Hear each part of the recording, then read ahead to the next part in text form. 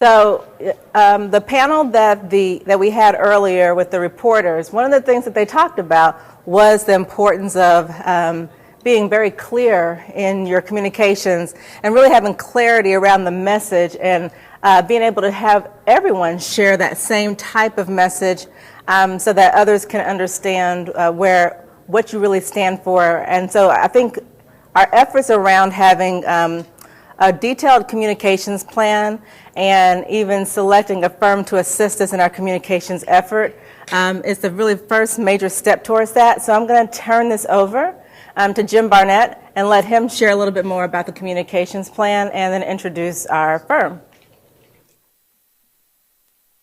Thank you,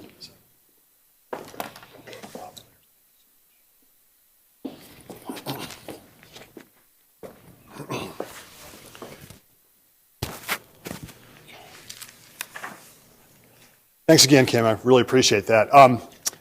As Kim mentioned, we have hired a firm, a wonderful firm who's going to help us with our marketing and our communications efforts. And I just wanted to, first of all, send a big note of thank you to Mary Ellen Condon for helping us get through this process. She was instrumental in just sort of keeping it all moving all along the way.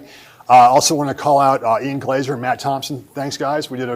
Appreciate all the effort on this. It was a lot of time. And just to review how we got to where we are today, basically at the time we were transitioning to becoming an independent corporation, we were looking at who's going to run the plenary for us. And as part of the process that also brought in ventures, we were also looking at how do we select a communications and marketing firm to help us do some things that we just can't do as volunteers.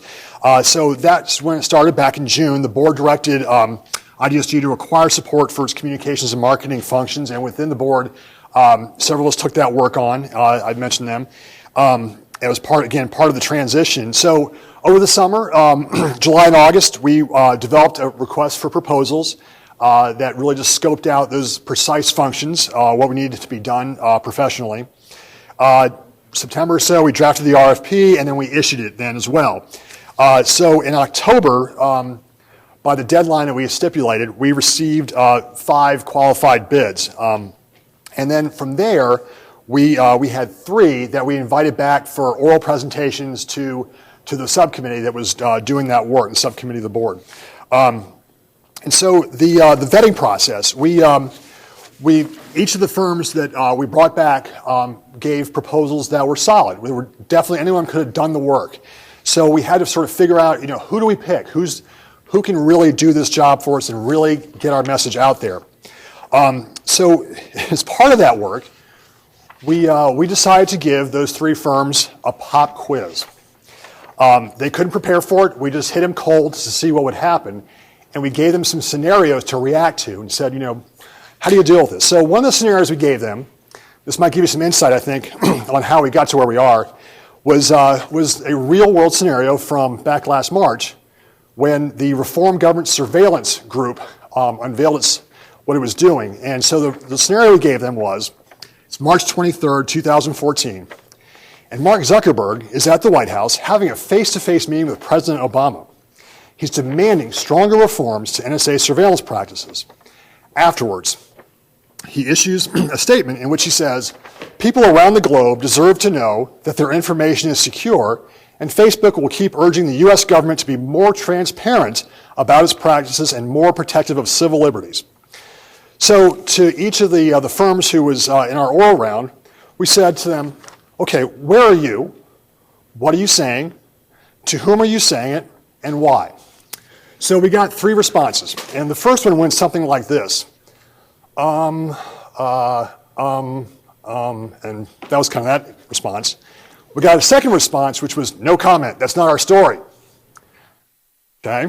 And then the third response was, we need to know what's going on. Why was this story happening today? We should have been ahead of that. And who was there? Who was writing about it? We need to find out who's writing about this story. And we also want to let them know we have an entire organization dedicated to dealing with these kinds of problems. Well, the folks who gave us that answer were our friends from Connolly Works. So that's why they're here today. And that was the experience we went through on that team in helping select them.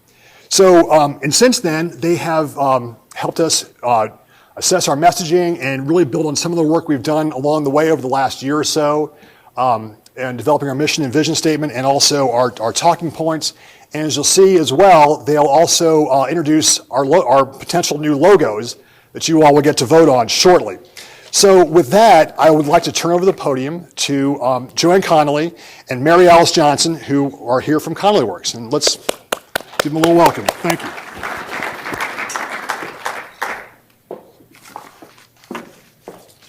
One of these, unfortunately. Oh, yeah, okay. Got it. Good afternoon. Can you hear me? Wonderful. Thank you. Thank you so much for inviting us to join you today. You know, nobody likes a pop quiz, but I'll tell you right now that was probably the best approach, because you need to know how your communications partner is going to respond when the things that you don't think are going to happen actually happen. So kudos to you, whoever came up with that idea, Jim, and the rest of the team. And we are so pleased to be here today.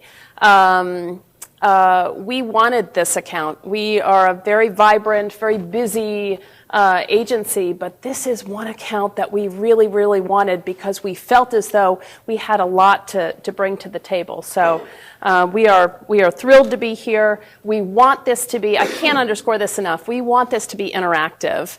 Ask the questions, challenge us. We're happy to have the back and forth with you, because that's how the messaging and the communication strategies that we build are going to be what's needed to get the word out.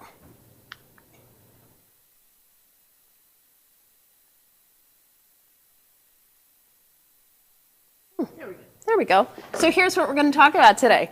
So we're going to talk about, first off, the Communications and Marketing Initiative, right, what's included in our work here. We're going to talk about the messaging itself. It is a work in process, certainly, but it's something that we need your feedback on. The communications and marketing plan that we're building, right? Once we have the messaging, once we know what we're going to say and we speak as a unified voice, how do we then get that out to the market? And then the fun part comes, the proposed logos. So we've got another session a little bit later in the day, I think right before the happy hour, I think. But that will be a lot of fun, because, again, interactive. We want everybody's feedback on it, so we'll be voting on those logos. And questions, frankly, I would like to take questions as they come up. So please feel free, stand up, yell, something, get our attention. And just a little bit about Connolly Works before we start. A number of you I've had an opportunity to meet and talk to already. We are a full-service marketing communications firm. We started out in the technology space. We're still very much in the technology space, but we've actually grown. We've grown into healthcare. We've grown into higher education, and have done a lot of work in the security arena as well. We differentiate ourselves as a firm a couple of different ways, and one of those ways is that we bring in senior level folks to the accounts that really understand. I'm about to introduce Mary Alice Johnson, who is the account lead for IDESG. And, we bring in folks that are former reporters. My background is in reporting. I so enjoyed the panel today, and I think that you're going to hear Mary Alice bring up a couple of the themes that they brought up earlier in her presentation. They have government experience, they have technology experience, a lot of them have startup experience, and certainly have experience in public affairs, marketing, advertising, that kind of thing. But we're also, the one thing that we're really, really good at, and I'm very proud of, is that we are able to, I say, infiltrate our clients, right? So we're able to really get in, work with people in order to get the best results. So I'm really hoping that that's what we'll be able to do with this group, and I just want to thank you in advance for the opportunity to be here today. And with that, I'm going to turn it over to your account lead, Mary Alice Johnson. Mary Alice has been with Connolly Works now. She's going on 10 years with the firm. She is one of our best PR strategists. And Mary Alice, take it away. All right. Let's see. Can you hear me? Excellent. All right. So again, thank you so much. Really appreciate the opportunity to be here. One of the reasons that that I'm really excited to be working on this account is because this is an all-volunteer organization at this point, and people don't volunteer unless they really care and are really passionate about something. And I am really, really passionate about communications. So I'm really excited to bring my expertise in communications to your passion about identity, cyber, security, and privacy issues. Want to tell you a little bit first about my background, just so you know. I think sometimes it's helpful to know that the person who's talking actually knows what they're talking about. As Joanne said, I came from the government. I worked for GSA in public affairs for 5 years.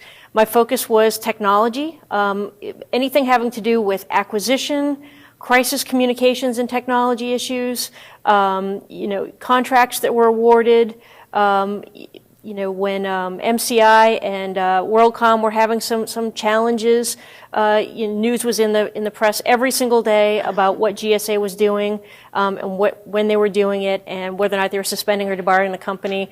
That was my account. I was dealing with that day in, day out. So I understand what it's like to be under the fire, and also what it's like to really take some time and put your best foot forward as an organization. So my experience at GSA really helped me out a lot, and I think was one of the things that attracted Joanne to hiring me to Connolly Works.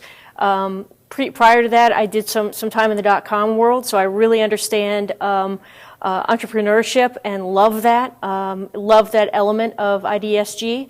And then way back in my history, I went to law school. So I've chosen an interesting path to get here, but I have sort of a crazy background, but I love communications, and I love helping clients achieve their communication goals, helping them figure out what those goals are, how to get there, and I could have talked to those reporters all day today. I can't thank Jim enough for putting that panel together. Also, just to give you a little bit more background, we have a number of folks on our team. So it's not just me, it's not just Joanne. That's one of the great things about Connolly Works. We really are a team. We have an excellent designer on staff, Ryla Hawley. Ryla has a long tenure working with a number of different organizations, and we're lucky to have her on board. She has worked in commercial enterprises, ad agencies, you name it, in the fashion industry. She understands design elements. She understands communications. We're very fortunate to have her on board. We also have two folks who are staffing from the communications and marketing perspective as well. One is Amanda Hall, who brings 15 years of experience in PR and marketing. Her background is largely in healthcare prior to coming to Connolly Works, but she's hit the ground running with one of our identity clients, and has really done a phenomenal job in that area. So she has that background in identity that she's been building for a year, which I recognize isn't the expertise you folks have, but we bring that communications expertise. And I want to make that clear. What you heard on the panel today, reporters, communications folks, we don't have your expertise in identity or security or privacy. We have the expertise in communications. And that's what you count on us for, and we come to you to help, so we can help you to put that message forward that you want to communicate about the organization and about your different initiatives. Another person on the team is Jen Doherty.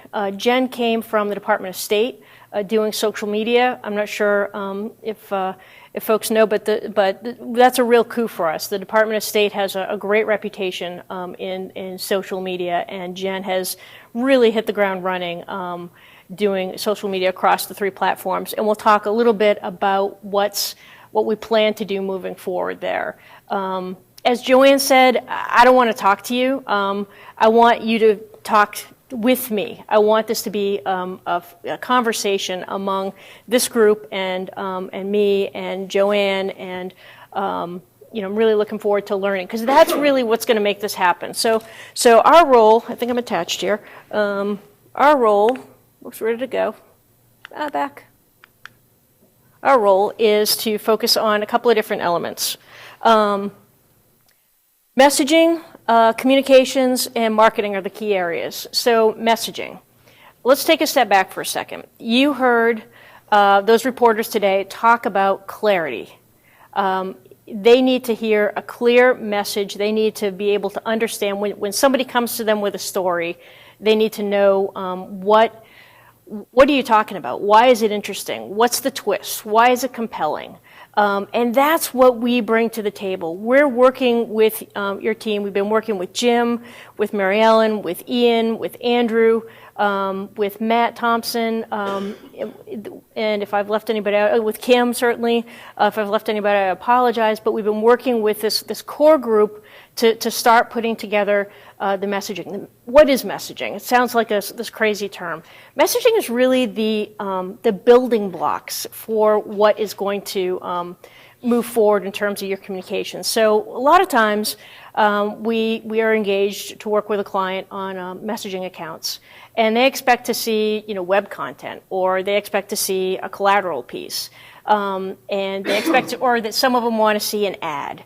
And our answer is, before an engagement begins, let's take a step back, because messaging is all those things. Messaging is the information and the thread that's going to weave through everything that you do moving forward. So it's absolutely imperative to get it right. So while we've done a lot of work, and I mean a lot of work very quickly around this initiative on messaging, it's not possible to do that piece of the project without hearing from this group. This group is dedicated to hearing from all of its members, to making sure that everybody has a voice, and to making sure that you work collaboratively. And so without hearing from this group and participating in this plenary, we wouldn't be able to do the messaging. So it's absolutely essential that we sit here in these rooms and listen to what's going on and ask questions. So if we do, please don't think we're silly. We're really asking serious questions because we want to understand. So that's a little bit about messaging. Communications. Communications is a broad term, and in terms of the scope of work, it includes the actual rollout plan for the IEF. So I'm looking forward to June. That's the first real milestone. I'm looking forward to that. That is a time when, if IDESG isn't all over the trade pubs, the national media, the mainstream media, we're not doing our jobs right. I'll be pitching radio. I'll be pitching TV. I'll be pitching newspapers and magazines, you name it. That is a piece of it. But it's also making sure that everybody understands what's going on from an internal perspective as well. So we'll be making sure that if we get a hit in USA Today, if we get a hit in FCW, if we get a hit in a retail publication or CFO magazine, we're going to be communicating with you folks and making sure that you know what is going on. That's a piece of the actual communications rollout is that component. We'll be putting together, as I see on here, as I'm mentioning on here, a newsletter. It's going to be media relations. It's going to be social media. As you heard this morning, it's impossible to exist in this world without social media. And let's face it, does anybody really want to exist without social media right now? Yeah, that was a really good joke. Okay, one gentleman up there I saw, he said no. It's okay. Your Twitter account's safe. Web content. We'll be working on web content. It's a really exciting time for IDESG. You're going to be standing up a new website soon, and we'll be working hand in glove with InVentures to make sure that we have the right web content to entice folks. Websites change all the time. Basically, there's sort of a rotation in style about every 18 months or so. And what I'm certain InVentures is planning to do is help put forward a website that is more timeless than trendy, and that's certainly what we want to do with the content. We want to make sure that it's concise, short, entices folks to come back for more, entices folks to call, ask questions, email, get involved. Member message coordination. We're going to be working with your points of contact, your company points of contact, your association points of contact, different community interest group, your points of contact, to make sure that when a story comes up, or if we see something that could be a potential story, we can come to you and say, hey, we think you'd be a great spokesperson for this particular event. We'd love to put together a story and pitch it to a reporter. I spoke about the IDESG newsletter. I don't want to give short shrift to that. Internal communications is very important. There's a lot going on. We want to work with MA. We want to work with Paul at Oasis. We want to make sure that we're connecting all the dots and hearing from, able to communicate what's going on with the committees, what MA's priorities are for the organization as a new executive director. That's essential to keeping this organization cohesive and helping to move forward and focusing on the positive. There's so much positive going on with this organization. We need to start communicating that to the outside world. And that's where marketing comes in. So marketing is we're starting with brand management, and I'm going to get into a little bit of a discussion about brand here, but really the larger piece on brand comes when we talk about the logo later this afternoon. Outreach strategy and recruitment, this is a strong organization. It can be stronger. We need to build the organization. The power of this organization, from my limited experience here, is in the ideas and the diversity of members. And by building that diversity and including more folks in your network, by recruiting more people, that's only going to make this organization stronger. We get that. That's why we're so excited to be a part of this project and helping with outreach strategy and recruitment. And then certainly member retention. There are lots of reasons that people join an organization. There are lots of reasons why people leave an organization. It's our job to help understand where that tipping point is from a communications perspective and figuring out how we can make a difference and intercede. If people are thinking about leaving or they're not seeing the value, there may be a communications issue there that we need to address, and that's part of our mission. Okay, so messaging. A little bit about messaging. I talked about it being really the backbone of everything that we're going to do moving forward, and it absolutely is. It's really a series of themes that we're going to weave throughout everything. It's not something to be trifled with, to put it quite bluntly. What we want to do in terms of messaging now. We're not going to show you the messaging draft that we worked with so far because, frankly, it's not baked. As I said, in order for it to be a good product to bring to this organization, to the management council, we have to bring in everything that we're hearing here today and throughout the next 2 days. So, what are we showing you now? This is what sort of feeds into the messaging process. So we start with drivers, identity, privacy, and security community drivers. And this is where I'm going to rely on folks. And if I see somebody looking like, oh, no, I'm going to call on you and say, tell me, what am I missing? Because this is the important stuff. This is where we get it. We need to get it right in order to frankly, sell your organization. The status quo of online identities is not working. It's just not. That's one of the reasons this organization exists.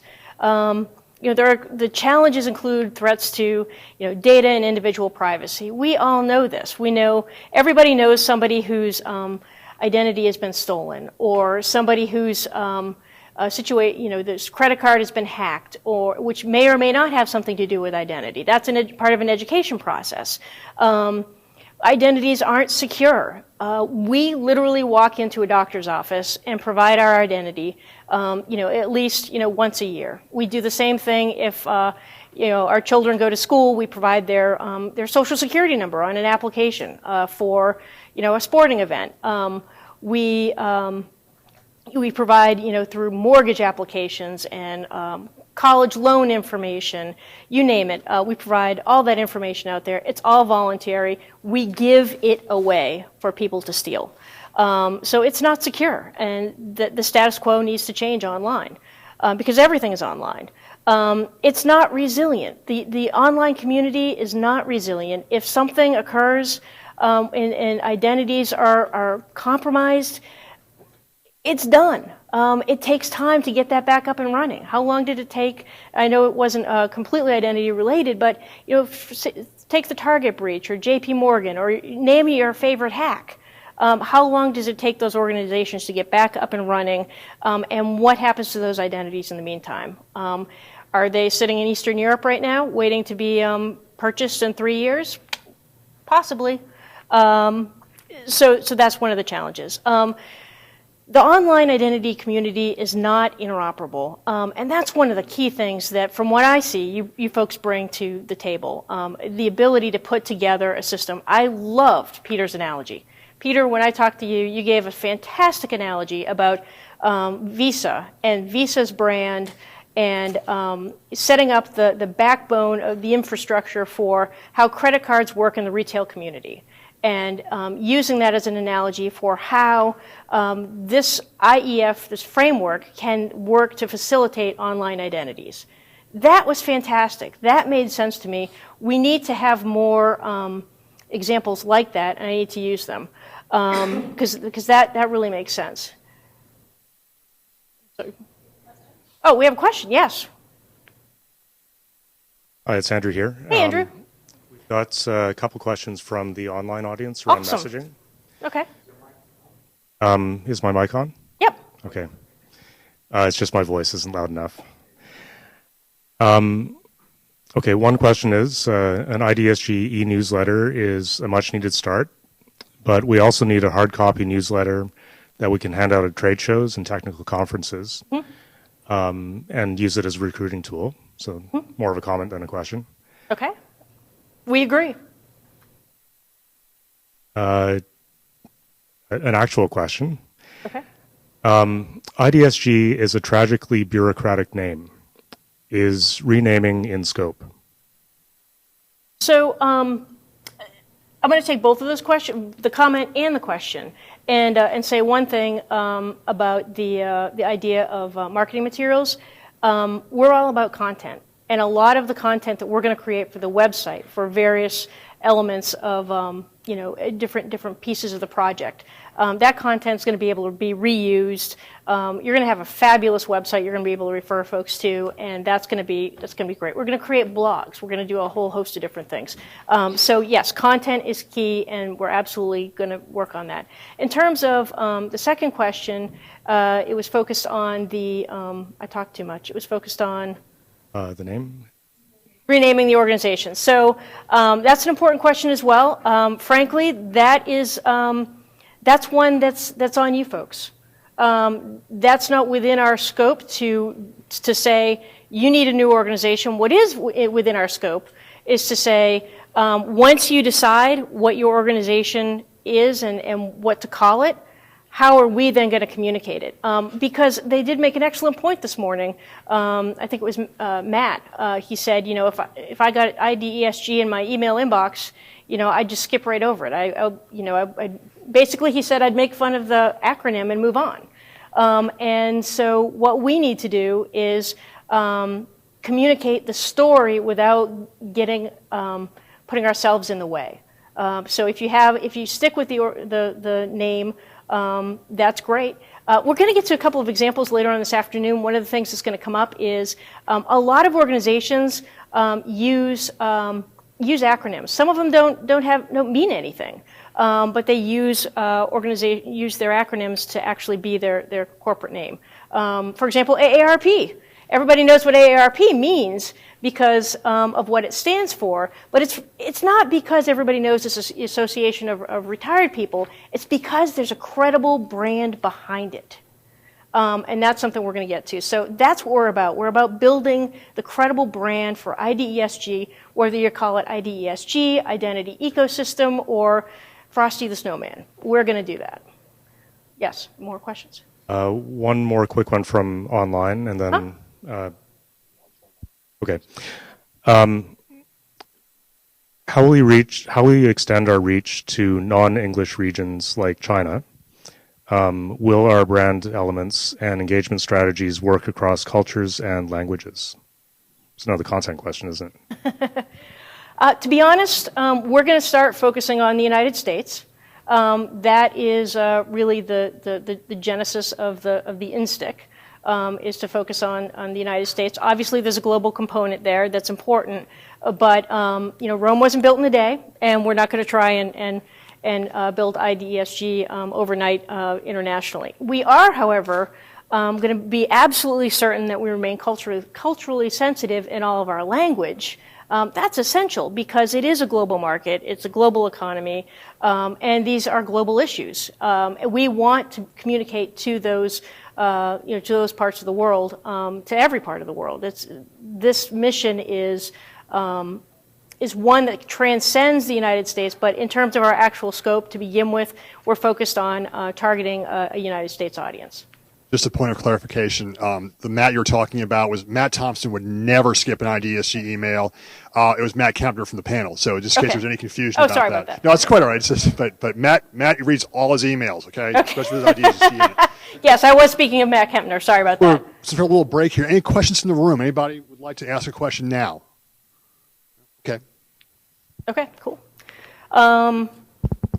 And just sort of wrapping up on this slide, as you all know, solutions that do exist to protect identities are expensive and they're hard to use. They're not available.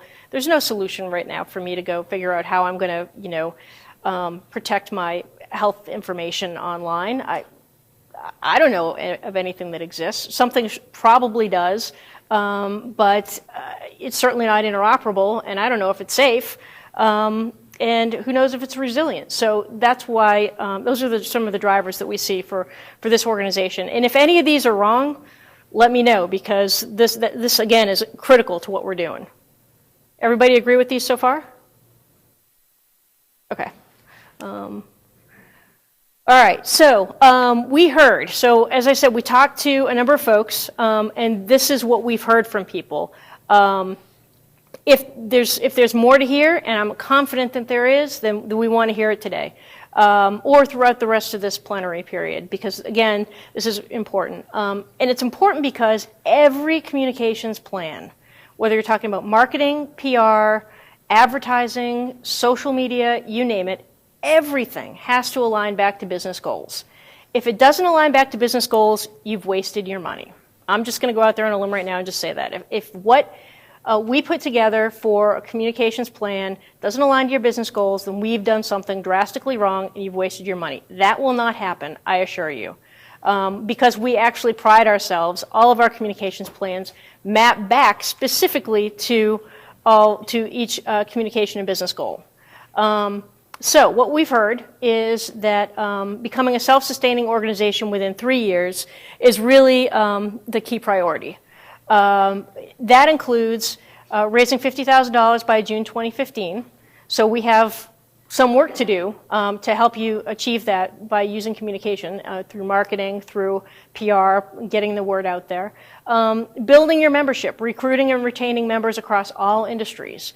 As I said, this organization's brilliant in its diversity and the fact that you bring so many subject matter expertise, and the fact that this is voluntary. We need to continue to bring folks in and also retain the people who are already here, because it's a shame to lose, somebody who's, an expert in their field. I also have a question from Peter. Yes. Yeah, just an idea at the top of my head. I mean, in a couple of other organizations I've been involved in, when you're doing this sort of trying to get to these sort of business goals, the idea of doing whether press announcements or bits on your website of saying, profile of X, this organization gave money to the organization because this is what they felt they were going to get out of it and why they wanted to contribute, and we joined because. Having these sort of case stories gives a really sort of very visceral and human angle on it, rather than just being a sort of vague set of, yes, we want your money, we need you for. To actually have people sort of saying, well, we put skin in the game for the following reasons. This is why it's important to us. Yep, absolutely. Absolutely. I couldn't agree more. And in fact, I have a press release in the works right now announcing MA's new role. And we're going to, there's a quote in the works for you too, Mr. Brown. We'll run it by you. Make sure you're comfortable with it, and actually really want to make sure that you have your stamp on that, as with MA as well. So I couldn't agree more. It's the stories. It's not the text. It's the stories. Just as you heard from the panel this morning, it's the guts behind why it matters. And that's part of our challenge, really, is you do a lot of phenomenal technical work, and we need to communicate that story in a way that resonates with, as they were saying this morning, folks who are reading their newspaper at breakfast time. That's a big challenge, but it's one we're up for, and it's one we're really excited to work with you on. And that leads right into building awareness of the IDESG brand as an organization and of the mission. People need to know, companies that you want to entice to work with you, folks in the executive branch, folks in Congress, nonprofit community, all these different stakeholders that you have, they all need to understand what your brand, see your brand and recognize, oh, this is somebody I can trust for my identity. They don't need to know the nuts and bolts of what you do and how you do it. They just need to know they trust IDESG to get it done. And so that's a key business goal. As I said, it's a big one. But everything that we do from a communications perspective has to align with one of those goals. Oops. And communication goals. So along with business goals are communication goals. So we have a few of these. Build awareness of the brand as an organization in specifically the identity, security, and privacy communities, especially at the highest levels of top companies. The fact of the matter is, you want folks to buy into this organization. You're competing for mind share. You're competing for people who are, some of the best and the brightest in these industries. They should all be in this room right now. And if they're not here right now, they should all be here at the next plenary. Or the plenary after that. We need to continue to entice those folks to join, and a huge part of that is communications. Educate and build brand awareness about why identity matters among industry, nonprofits, government, and the media. One of the things, and we'll get to it a little bit when we talk about challenges, but why identity matters is a big deal. Everybody in this room gets it. There's so many people that don't. I'll just give you a little story. Yesterday on the airplane, I was telling that I was talking to these two ladies in the row with me, and I asked one person where she was going, and she was going to Fort Lauderdale, and she was going to go do some recruiting for a college, and talked to another person, and she was going to a conference, a healthcare conference, and also in Fort Lauderdale, and they said, what are you doing? I said, I'm going to this really cool plenary about identity and shaping the future of identities online. And they kind of looked at me like I was nuts. And I said, let me take a step back. So think about it's tax season, and you want to go ahead and file your tax return. You don't really want to do it. Nobody wants to do it, but you have to do it. You may actually get a refund. Wouldn't that be great? But if you think you're going to get a refund, you better file today, because somebody else is probably going to be using your identity to file online. I mean, my name is Mary Alice Johnson. If you don't think my identity hasn't been stolen at least a dozen times over, I'm completely confident it has. I file immediately. I've got an appointment with my tax guy, and it's all going to take place, effective February 1. But those are the kinds of stories that we need to tell. We need to translate why identity matters to the general populace, to the folks on the Hill who are paying attention, or who aren't paying attention for that matter, to the media. These folks here, they need to hear that story and know that that's an important priority, that this is how identity is really impacting people on the street. And then we can talk about the framework and talk about how we're going to get there. I want to dispel a myth. I know the framework is, the first key milestone is June. That doesn't mean we wait until June to talk about IDESG. Not by any stretch of the imagination. There's a ton of expertise in this room. We need to be talking about this now, and that's a huge part of what we're doing. It's educating and building awareness of why this is important. Informing prospective and existing members about the value proposition. So when we get folks here, this is an internal communications goal. We need to communicate why they should stay. Is there a hand up there? Nope. Why they should stay, why they should become involved, why they should be actively working in the committees.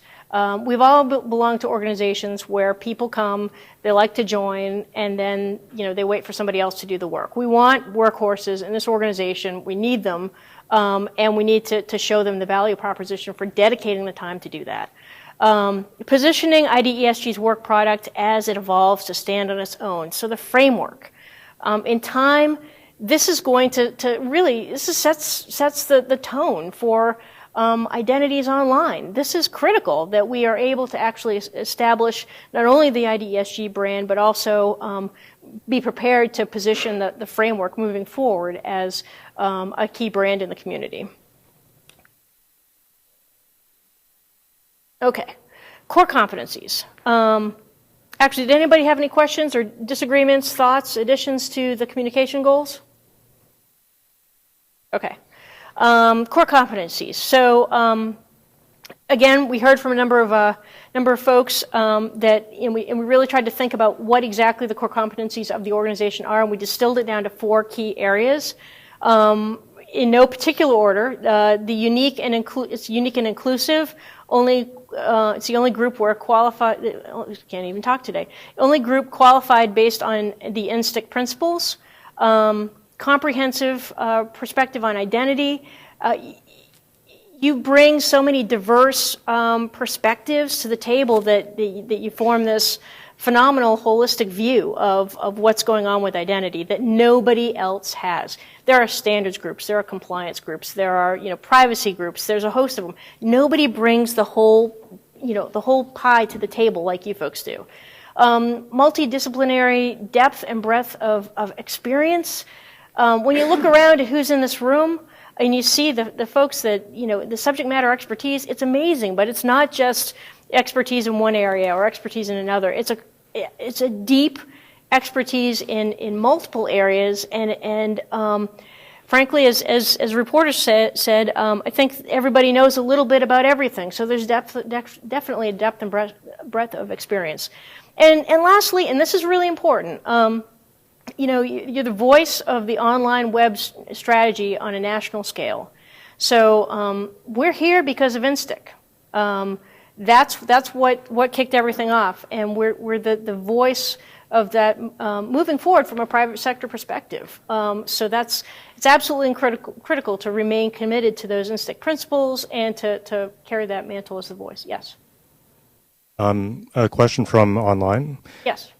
So far, this has been all about outbound communications.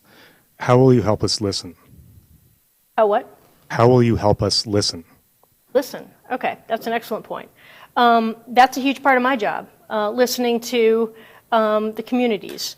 So if I understand the question, it's how are we listening to the different communities, like the privacy community, the security community, the identity community? Frankly, a huge piece of that is through the media. And it's my job, Connolly Works' job, to keep a pulse on what's going on in the media, what the key priorities are, what's happening, not just the disasters, the hacks, somebody lost somebody's data yesterday, but really, what's going on in a subtle perspective, what's going on from a legislative perspective, what's the White House saying, what's going on, and reading between the lines and bringing those issues to you folks. So that's I think the key piece of how we're going to help this organization listen and feed that information back. Key capabilities, again, we've talked a little bit about this, not the same, but very similar to the core competencies, member expertise.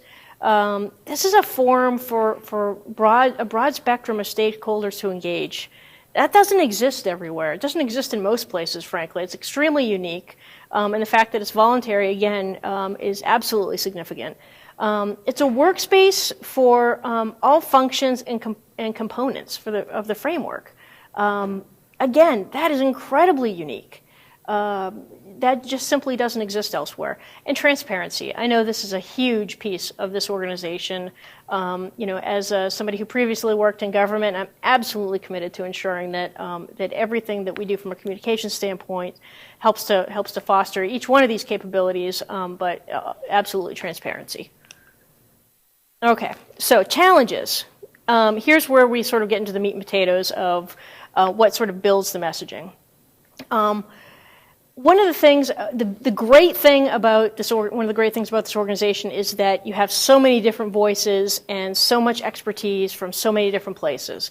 The challenge from an external perspective is trying to be relevant to everyone all at the same time. It's not possible, but you can tailor your messages to different audiences. And it doesn't mean you're being disingenuous, it just means you're being smart about how you're communicating what you're doing. And that's one of the things that we bring to the table is we help you to sort of think through what your messages are and where you want to communicate them. If somebody's an expert in privacy, then it's likely we're not going to put them out for something that's in-depth discussion of security unless that's a huge piece of the story. Vice versa with security, we're going to look for the right fit to tell the story. Dispelling perceptions that IDESG is a government agency and creating a government program. The first thing that those folks on the airplane asked me yesterday when I said, "Oh, I'm going to this cool identity conference," was, do you work for the government? It's like, no, I don't work for the government. So if some nondescript people in an airplane are asking your PR person, do you work for the government? This is absolutely a communications challenge we need to overcome. Competing for resource priority, time, attention, talent, commitment, and money. I know I'm preaching to the choir to Peter here because this is some of what he talked about in his comments earlier. That there's only so much time, talent, and attention, membership. Folks that we can bring into this organization, we need to keep them here. That's important, and that's by putting our best foot forward from a communications perspective and telling the positive stories. We don't want to be mired down in negative process stories. We want to tell the communications story about how this organization is moving forward. Adapting to a shift in members and their reasons for joining. As the economy shifts, as identity becomes a stronger part of the economy, as people are waking up, frankly, to the fact that this matters, you're going to see more people need to join. You're also going to see more competition for those members. So that's a challenge. And again, fostering recruitment and retention, showcasing the value for members. Organizations, this is one of the things we heard when we were talking to folks. Organizations don't know why they should allow staff to participate in IDESG. They can't get their heads around the identity ecosystem because it doesn't exist yet. That goes back to one of the fundamental business and communications challenges that we talked about earlier, that it's our job to help explain why identity matters, and so that you can continue to help build the membership. Any questions, disagreements, comments about challenges? Yes.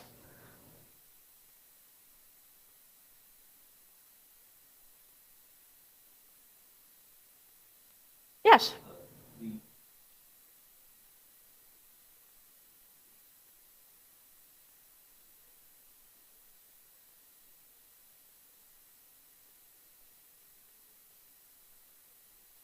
Exciting electricity looks like a fly. Mm-hmm. Right now we have exciting cable.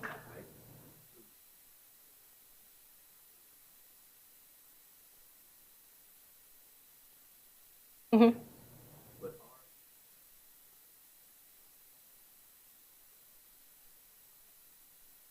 Mm-hmm. So that's a question, not to be silly about it, but how do we sell the idea that what we're trying to do is make things less interesting, in a sense, in the data area? As I understand it, and I'm looking forward to learning more about it tomorrow, you have some phenomenal pilot programs to talk about. That's a piece of the framework. That's sort of where the twist that they were talking about comes into play. How this matters to people on a daily basis. That's a part of what we can talk about to sort of showcase, here's where the framework's going. It's essential to personalize this and so that people understand. The success is actually, it's a huge story, and we definitely intend to publicize that piece of it as well, but we absolutely want to get underneath it and tell the personal stories. Yes, Peter? Yeah, just a question regarding recruitment and retention. Yes. For relatively mature 501c organizations today, a membership retention rate of anything over 65% is considered to be good, which means you're losing 35% of your members each year. Given the fact we're in the phase of, we're still in terms of membership recruitment, we're in a kickoff phase, and we've yet to come out with a fee schedule, which will sort of getting people to put skin in the game.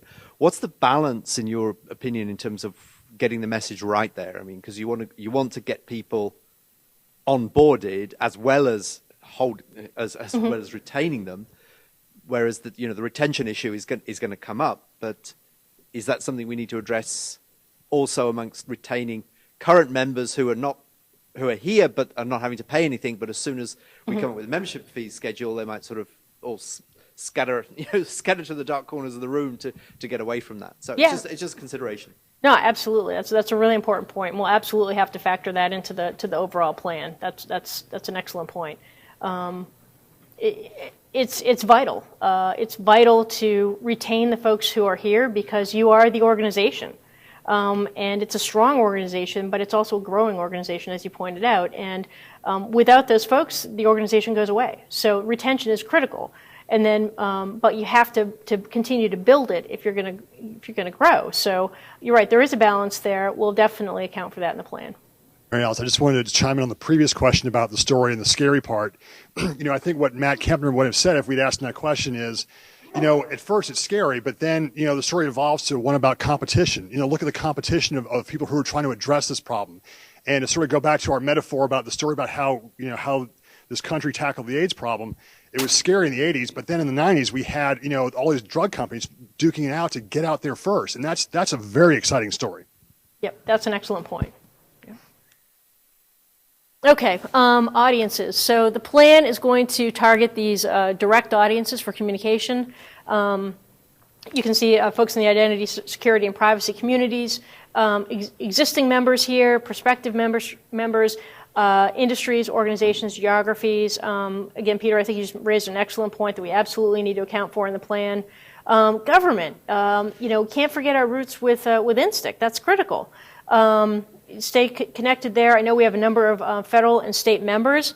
That's absolutely vital, and international too. To the question earlier about China, we want to focus on the U.S. for the time being, but we have international audiences, and we need to be sensitive to those and make sure that we're targeting those as well.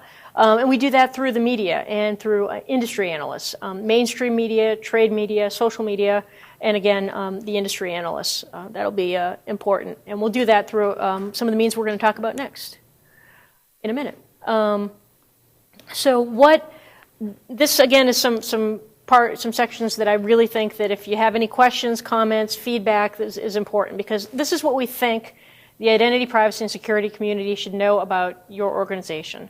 The status quo of online identities is obsolete. PII is not safe online, and as data breaches occur and identity information is stolen, breached organizations are losing credibility with the public. You can see the next one. Identity is a new perimeter. The online environment enables people to validate their identity securely. That's absolutely critical. And the thing that I think is very important and critical from a retention and a recruitment perspective is IDESG members are the architects of this framework that's going to continually evolve into this ecosystem. But more important, if you jump to the last bullet, by participating in IDESG, these individuals and organizations are really, you're shaping it. You know this because you're in the room. That's what we need to communicate to the folks who may not be as active. And by in the room, I certainly mean the folks online as well. To the people who maybe weren't able to join or couldn't find the time, the people who need to continue to be engaged in this organization, and the ones who we haven't recruited yet. This is a situation where you're creating the future. How exciting is that? That's one of the reasons we wanted this business, is because, we want to be a part of helping to shape the future of identities online. It's amazing. Other things, as I talked about earlier, individuals relinquish their information every day through a variety of methods. That's just a fact. But it's absolutely critical for people to understand this is part of why IDESG is so important. Okay, strengths. So there are a lot of strengths to this organization. We tried to bullet the top ones. Participation is a choice. Again, the voluntary nature of this organization is critical. You have the ingredients for success, and the people and the organizations that are involved, and the time that people are putting into this effort it's stunning, and the expertise. Your mechanism for evaluating deliverables. I know you have a fantastic committee structure with people who are dedicated to moving each piece forward. Earlier, Paul's comments were clear that this is absolutely a priority. Being able to deliver on what you say you're going to do. Expectations are set, and members have the ability to deliver. But in working with the components of all of the entire framework, that's absolutely key, and we've talked about that before. Organizational weaknesses. So simply conveying what IDESG is, what we do, and why creation of the identity ecosystem matters today. That's tough, but that's a weakness that this organization, from what we've seen, has, sharing that communication. Enticing different communities of interest to join, combating the perception that you're moving too slow. You're doing a lot of great work, and you don't want folks to think that you're moving too slow, so that's what a communications firm can do, is help bat some of that back by talking about what you're doing and talking about how you're getting where you're going. Helping members to understand relationships with other organizations, fostering strong liaisons with other organizations. So we talked a little bit about the need to engage, others from outside. Well, we should be able to share information with other organizations. See if we can, borrow their lists, or for a nominal fee, use their lists and blast out some communications to their members and entice them to join.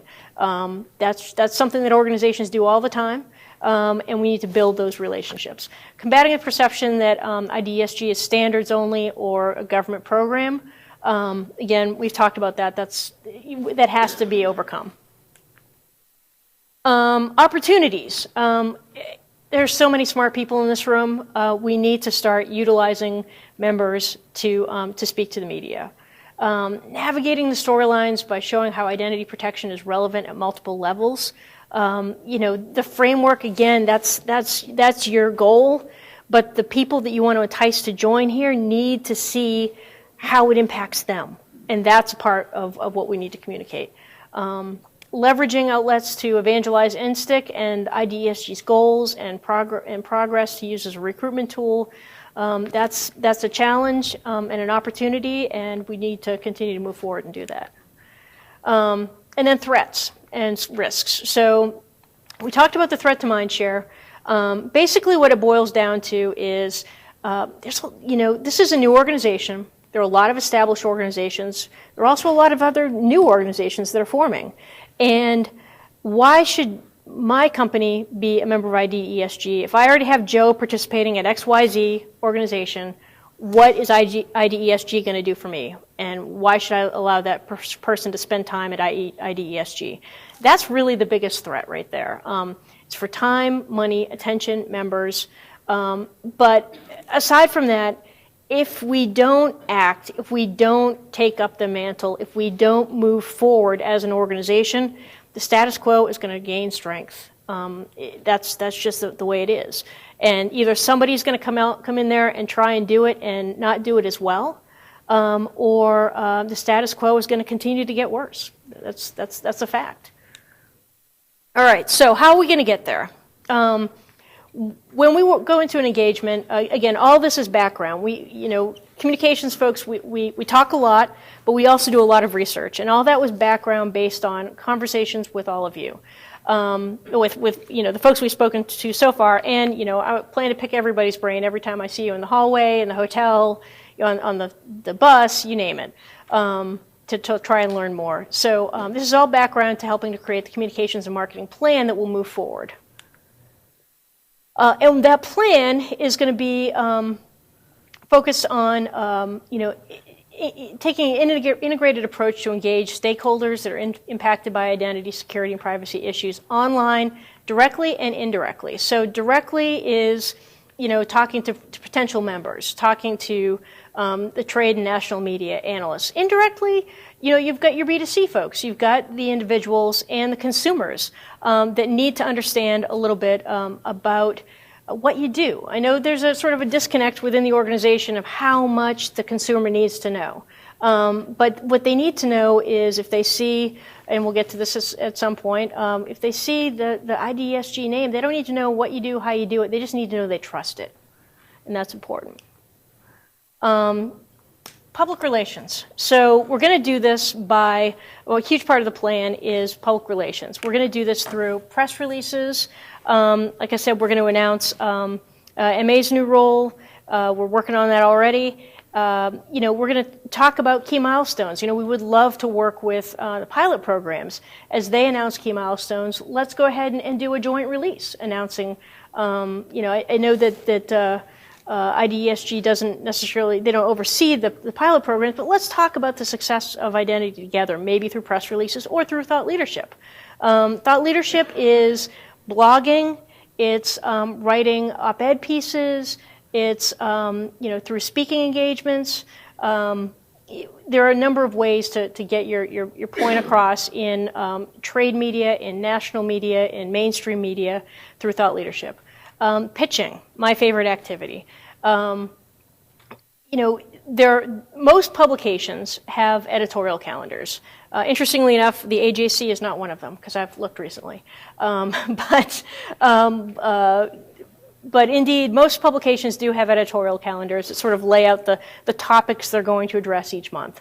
So I spend a lot of time with editorial calendars trying to track down the topics and pitch reporters, hey, you're doing a story on IT security. Guess what? I have a client that has a great story to tell around that, and see if I can break through. Then there are the proactive stories, where I literally drive in the morning, listen to our local news station, and as part of that, I'll hear an idea, and I'll call a client, and I'll say, listen, I just heard on the radio that this is going on with HHS, and I think it's a great idea that we put your angle into the story, pitch it to a radio station, let's pitch it to a news station, let's pitch it somewhere because it's a great story, and we have a chance to get your thought leadership out there. So as part of this process, what I will do typically is I'll develop a pitch. I'll probably, at this point, run it through MA.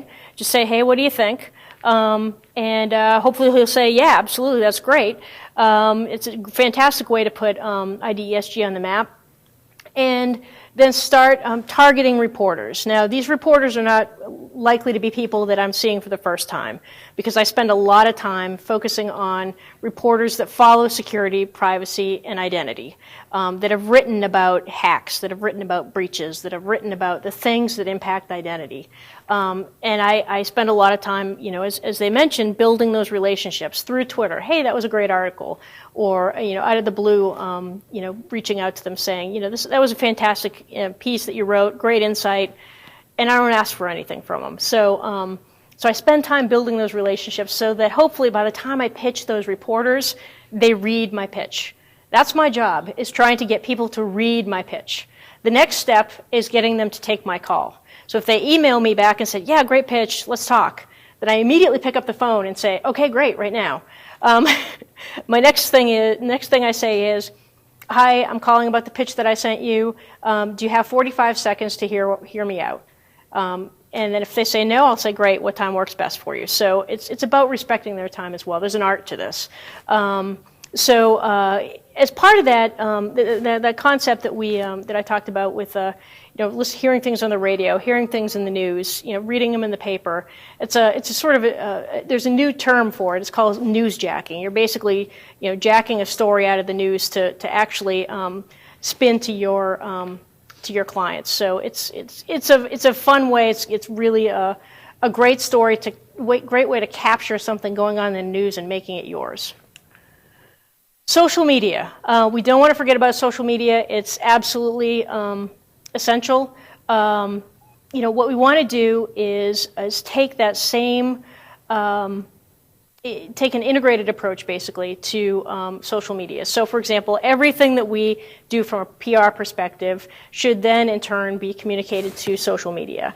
We want to spend time building the influencers who are following IDESG on Twitter. We're going to do that by identifying key outlets and key influencers, engaging them. If we haven't found you already, we've been working on it. If you're on Twitter, we'll find you. We'll create themes based on key committees, key initiatives, and for example, we've got one here about from a consumer perspective, parenting, finding parent magazines, and sort of trying to talk about the challenge of children and online identity theft. And so we can do some fun things with that, talking about that in the social space and engaging people. That's one of those topics that people, it's horrifying. The idea of stealing some child's identity is absolutely horrifying. And those are the things that sort of get people interested. We could then when you have the following, then you can then focus on the thought leadership aspect as well. So it's not all, fire and brimstone. There's a nice balance there. Any questions on PR or social media? Anybody? Yes, Andrew. Does this microphone work? Yes, it does. What guidance can you give us on unification of the message? So not that everyone should say the same thing through their own social media channels, but how do we keep everyone together as we distribute out to our own networks? Yeah, that's a fantastic question. So once we complete the messaging process, as I said, all that will then be weaved into everything online, all marketing materials, and anybody doing an interview will put together a briefing document on the reporter along with the high-level messages. So not saying here's what you have to say, but here are the key themes that collectively this organization has decided are important and need to be communicated to reporters, and tailoring those to those particular topic. So that's how we'll do that. But and certainly anybody who has any questions, more than welcome to come to us. These are the kinds of things that we'll go ahead and incorporate into the newsletter, weaving in that we've done the messaging and providing points of contact for it. That's really the sort of the key to it is sharing the messaging. Yeah. And certainly the Management Council will also have that. Yes.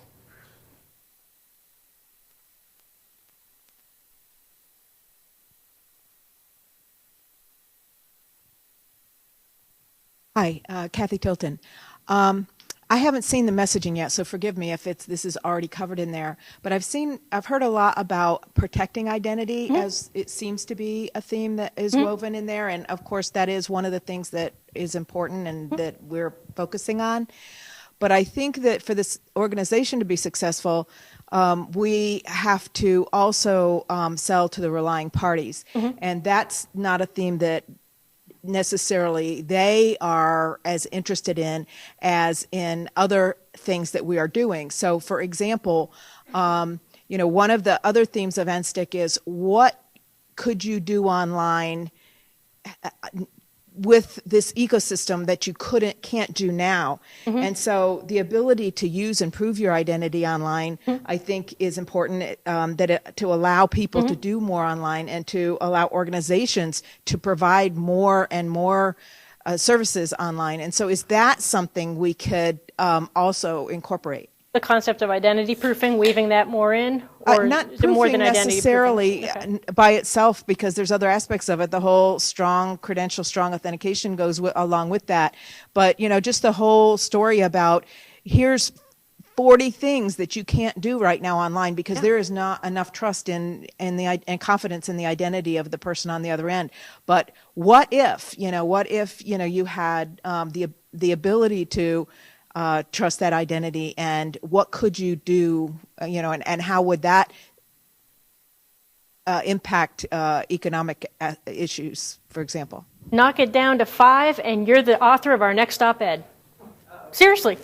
We'll work with you to ghostwrite it, and no, absolutely. That's absolutely something that needs to be addressed. And I'm really grateful that you spoke up and said, you're not talking to that, because that's what we need to hear. We need to hear when we're not speaking to something, when we're not addressing a particular topic. So I will get with you. We'll find a time to chat. I'll spend, if you have 20 minutes, we'll do a little brain dump, and we'll put together an op-ed piece for you, and we'll find a publication to target. Absolutely. But yes, we'll make sure that we weave that into the overall messaging too. But I appreciate you bringing that up. Thank you so much. Anybody else? Okay. And here's just another diagram sort of explaining how we'll leverage the concept of Twitter, Facebook, and the blogs and LinkedIn that I spoke to earlier. And then finally, the ambassador program. So one of the key things about having members is you need to put them to work.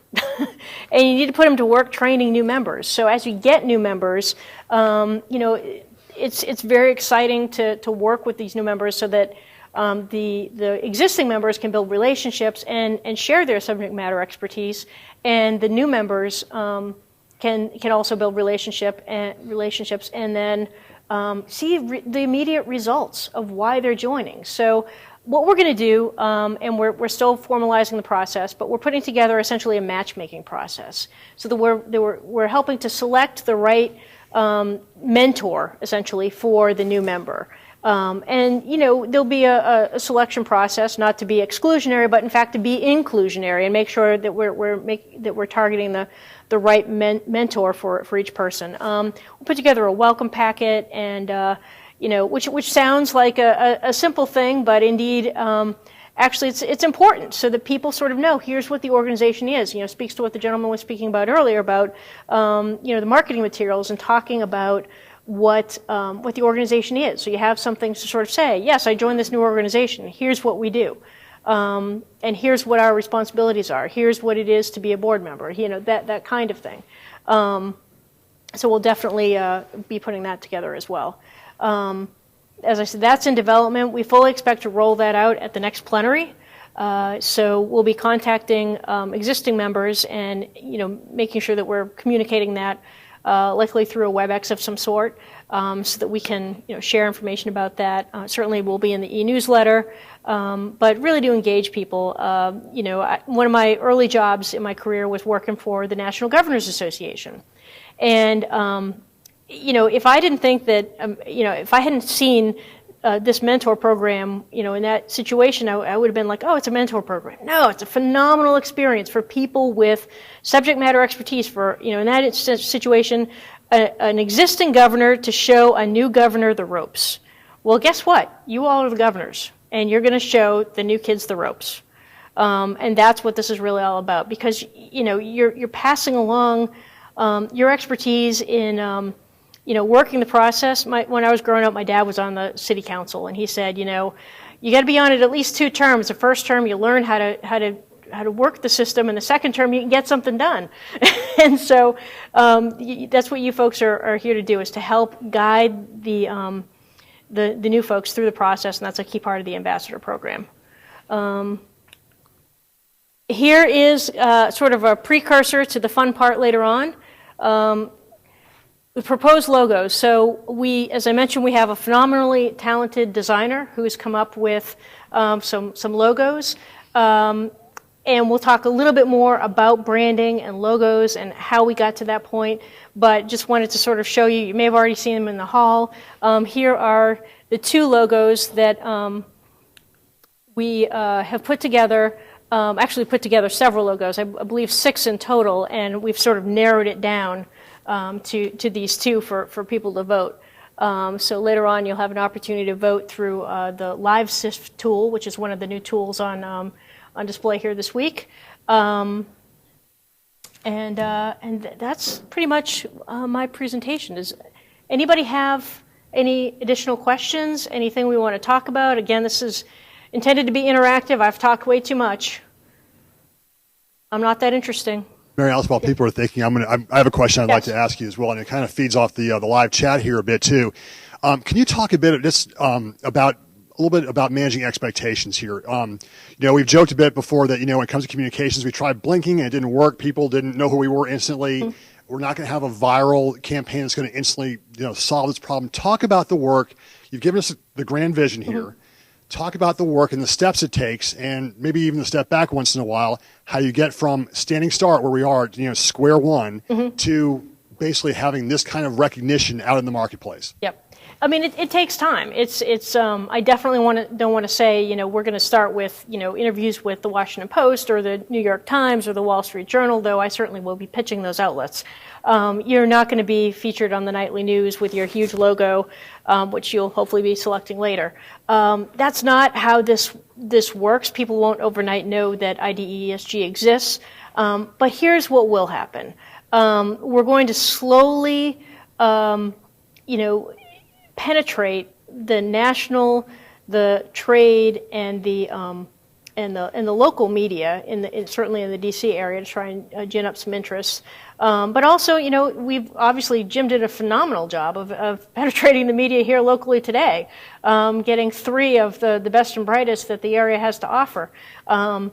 So that's a piece of it. It's literally telling the story one interview at a time. It does take time, but I'll tell you, the results are phenomenal. So, what will happen over time is as we build, and I say we, IDESG and Connolly Works, as we work together, and reporters are pitched by us, and they know that we're pitching about IDESG. And they know what you do. We're going to do a lot of background interviews before you see anything in print. We're going to do a lot of op-ed pieces that we'll put out on social media, and they'll be seen by different audiences. But people will say, wonder who they are, and hopefully we'll get our website attached to that. We're going to do a lot of work before people know, oh yeah, that's IDESG. AARP didn't become AARP overnight. I don't mean to pick on you, but that's a fact. It didn't. You didn't have that credible brand. Joanne pointed out earlier that if you look around this building, I certainly haven't been in the men's room, but in the ladies' room, the branding for this organization is even in the ladies' room. On the over by the mirrors, you see GTRI. I mean, these people know how to sell their brand. So we have to be not everywhere, but in the right places to tell our story. And it does take time and repetition and work. But the good news, I'm hoping, is that you folks are an organization that is used to putting in time and working hard. And hopefully, you'll see that we're doing the same thing. Yes.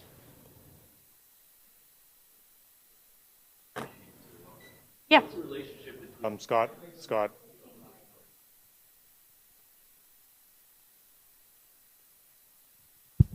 What's the relationship, if there is one, and maybe this is too detailed a question, between the mark, the branding that we're talking about, and an eventual trust mark? Is there a relationship? Should we anticipate the issuance of a trust mark later on, or is that too early to tell?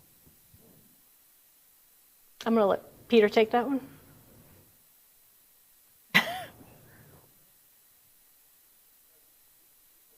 Okay. So I mean, Peter and I have spoken on that. I think in time, the goal is that, IDESG is a recognizable brand that people see and they can trust. So yes, I mean, I think there's a potential evolution to there, but I also understand that's a plenary decision. Just a quick supplemental on that. I think, because the question I raised was more or less on the lines that you're saying. Are we promoting as a brand the organization, or the product that the organization is that we're asking people to conform to, be assessed against, and so on? My view is it should be the latter. I used, when you mentioned earlier, the example of Visa. It's not so much Visa Corporation and everything it does as an organization. It's that brand logo, whether it's Visa, MasterCard, or anything else, on your card and on the placard in the shop window, that is the symbol of that trust relationship. You don't want to read the thousands of pages of the merchant agreement or anything else. You just know that that's a trusted mark. And I think that's where we're looking towards in terms of branding, is the product rather than. And it was interesting. The journalist sort of saying, IDSG, I don't even know how to pronounce it. I couldn't agree more. It's not something. IDESG is not something I want to brand as something that's going to be a global leader. How soon before the IDSG, along with Conley Works, puts together a press briefing that you could send out to other potential federal agencies that want to get involved in the executive branch, or if the other branches ever want to get involved as well?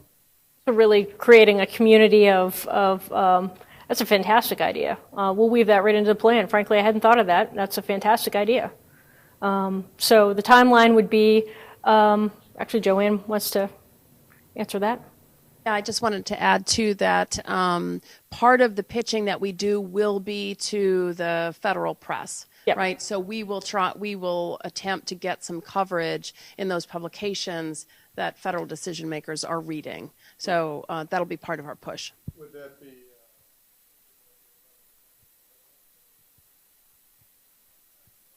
Are you talking about an actual event? No, like it just.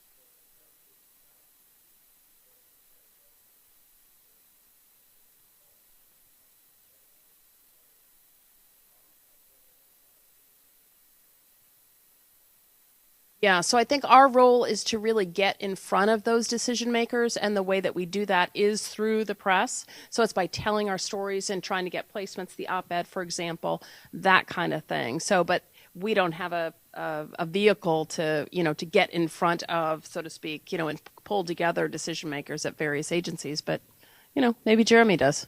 And just a reminder, please make sure that you speak in the microphone, because the people that are remote can't hear the question. Yes, Andrew? Without getting into much detail, so you're expressing longer-term plans, and that's great. A lot of continuity of action, a lot of support. What sort of time duration are we talking about for your contract? Like, how long are you around to help us?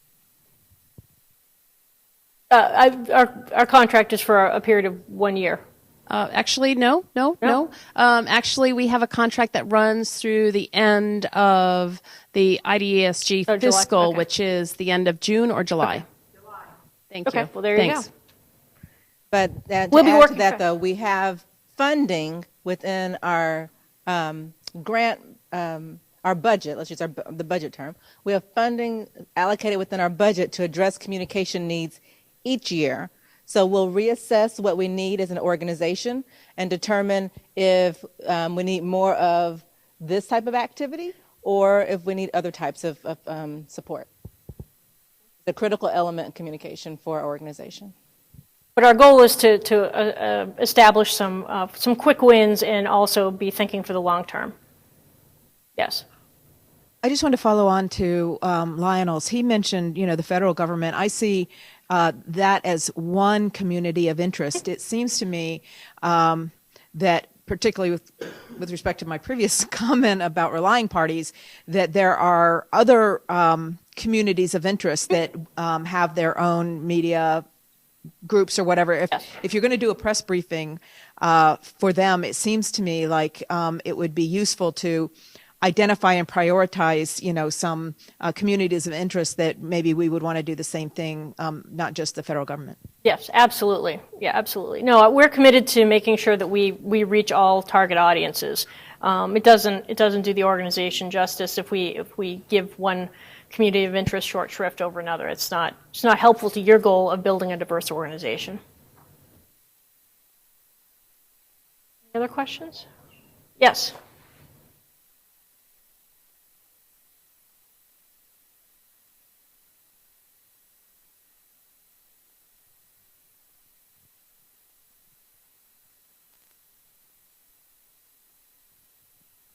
You just mentioned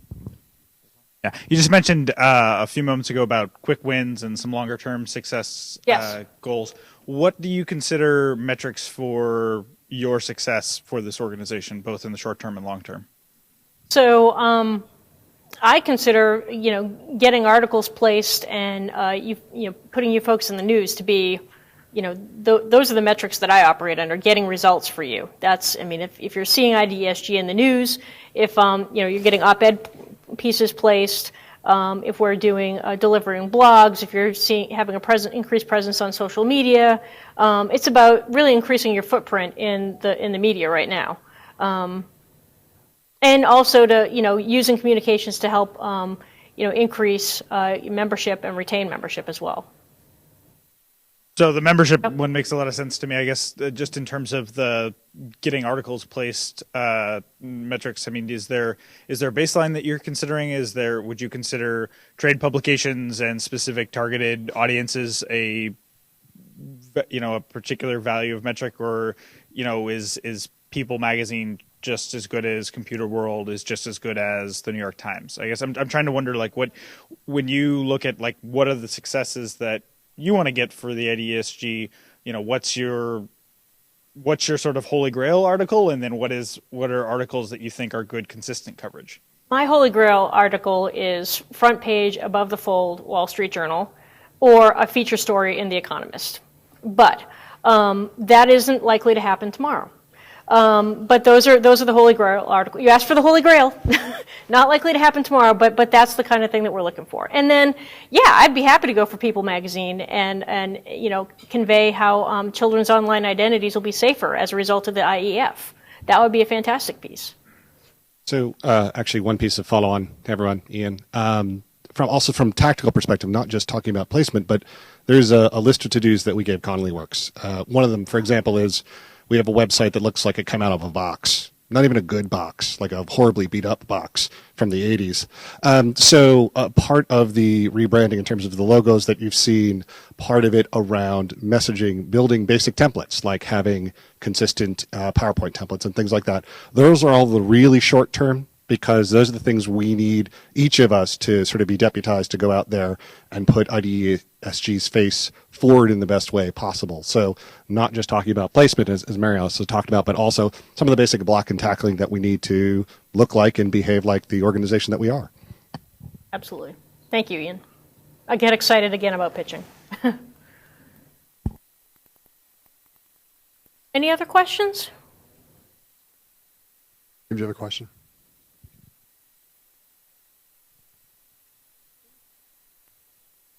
So we have on our agenda that we're going to take a break, and I'm recommending that we don't. I think that everybody hopefully had a chance to stretch their legs a little bit earlier. So I'd like for us to kind of go to the very next thing, and rather than change topics, because I think this has been a very engaging conversation, that we continue with the next effort around Connolly Works, and that would be around the logo. You saw a quick image earlier, and so we do need a couple of minutes to be able to get that set up so that we can continue with that aspect of it. But that's my recommendation. So if no one else has any more questions, we'll take about just a 2-minute break to be able to get set up for the next thing. But then we'll keep going with the whole discussion around communications and logo. So, okay, let's just take it. So this next aspect is a follow-up to the earlier presentation where they show that we have 2 new logo ideas that we'd like to get feedback from the plenary on. So that we're going to use an experimental process, meaning that we haven't used it as an organization, not that the technology is experimental at all. So I'm going to let Andrew Hughes talk a little bit about LiveSIP. No?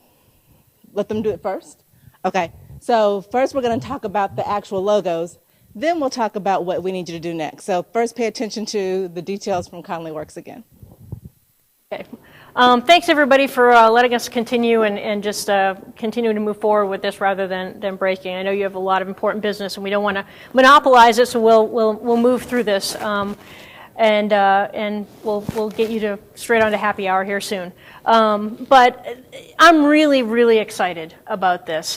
Branding is incredibly important to an organization, and what we're doing here, what this organization is doing by building its brand, is something that, frankly, a lot of organizations don't have the chance to do.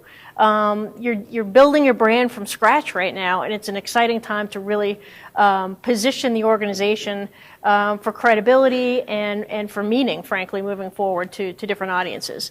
So I'll start a little bit by talking about what the heck do I mean by a brand. The definition of a brand is the marketing practice of creating a name, symbol, or design that identifies and differentiates a product from other products. So, what do you think that means? Anybody? All right. Here's why it's important. All right, this is why it's important. Your brand is your promise to your customers. So whether your customer is a company, a community of interest, or an individual, and I know there's discussion around whether that's the case, but regardless of who it is, this is your promise to that organization or individual that you're going to deliver what you say you're going to deliver. The brand tells people what to expect from you, why you're different from a competitor or a partner, and why they should ultimately trust you. That's vital. That answers the question right there. Joe or Jane is in my organization is already participating in XYZ organization. Why should they participate in IDESG? Because IDESG means this. That's what a brand is. And consistent branding leads to a strong brand equity and credibility. So we're in Atlanta, home of Coca-Cola. Last night we were at dinner, and somebody tried to order something other than Coke.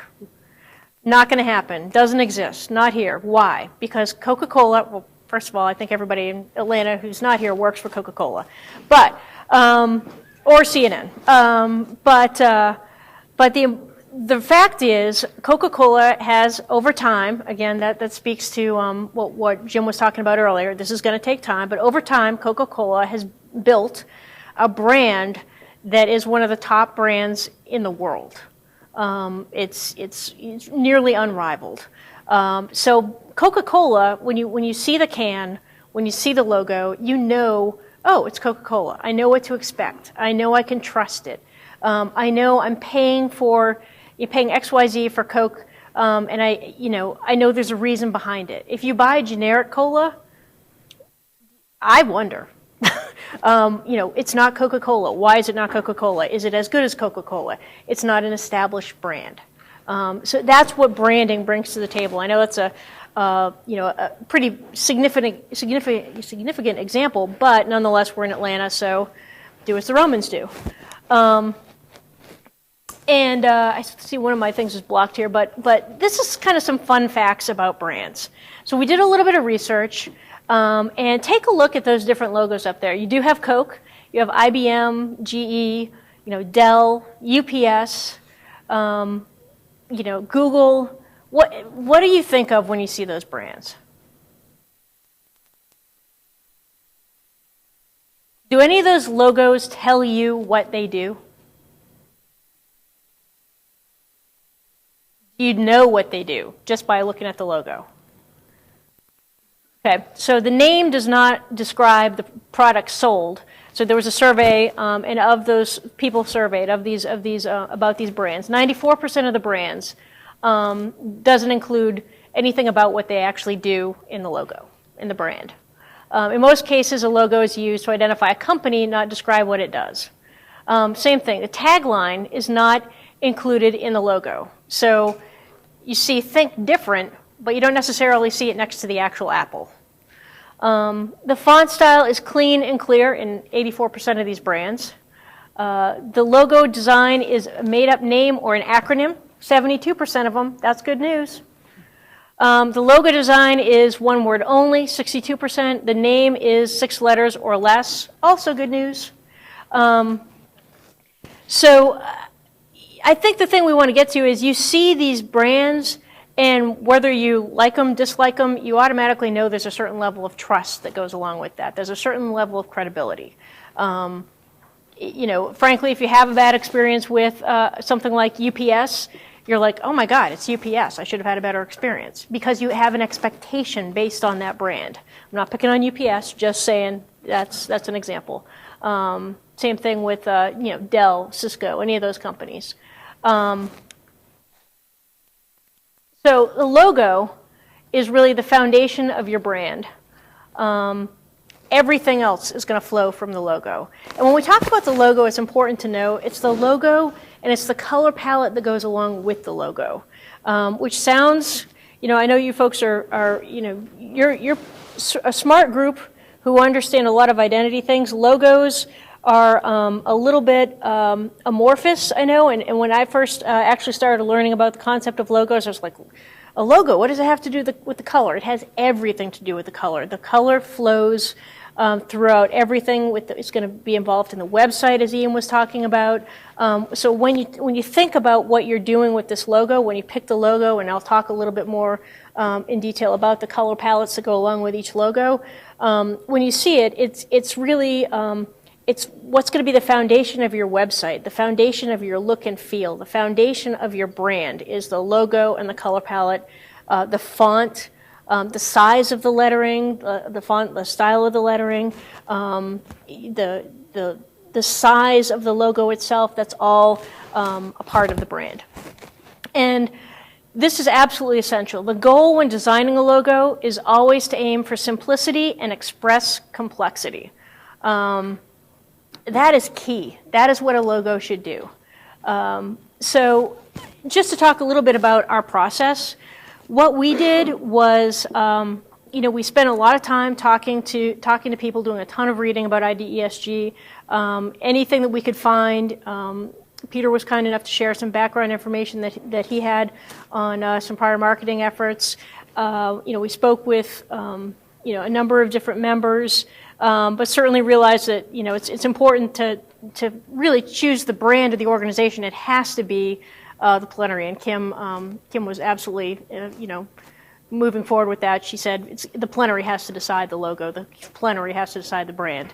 So we're really pleased to be able to present this. What we did was we came up with 6 different concepts, and those 6 different concepts sort of thought about IDESG and what that brand should look like moving forward. We thought about using sort of the existing color palette on the website. We thought about, should we do something drastically different that departs from what it looks like today? And we thought about doing something kind of in between. It took a little bit from what exists and sort of was a little bit distant from what was already done.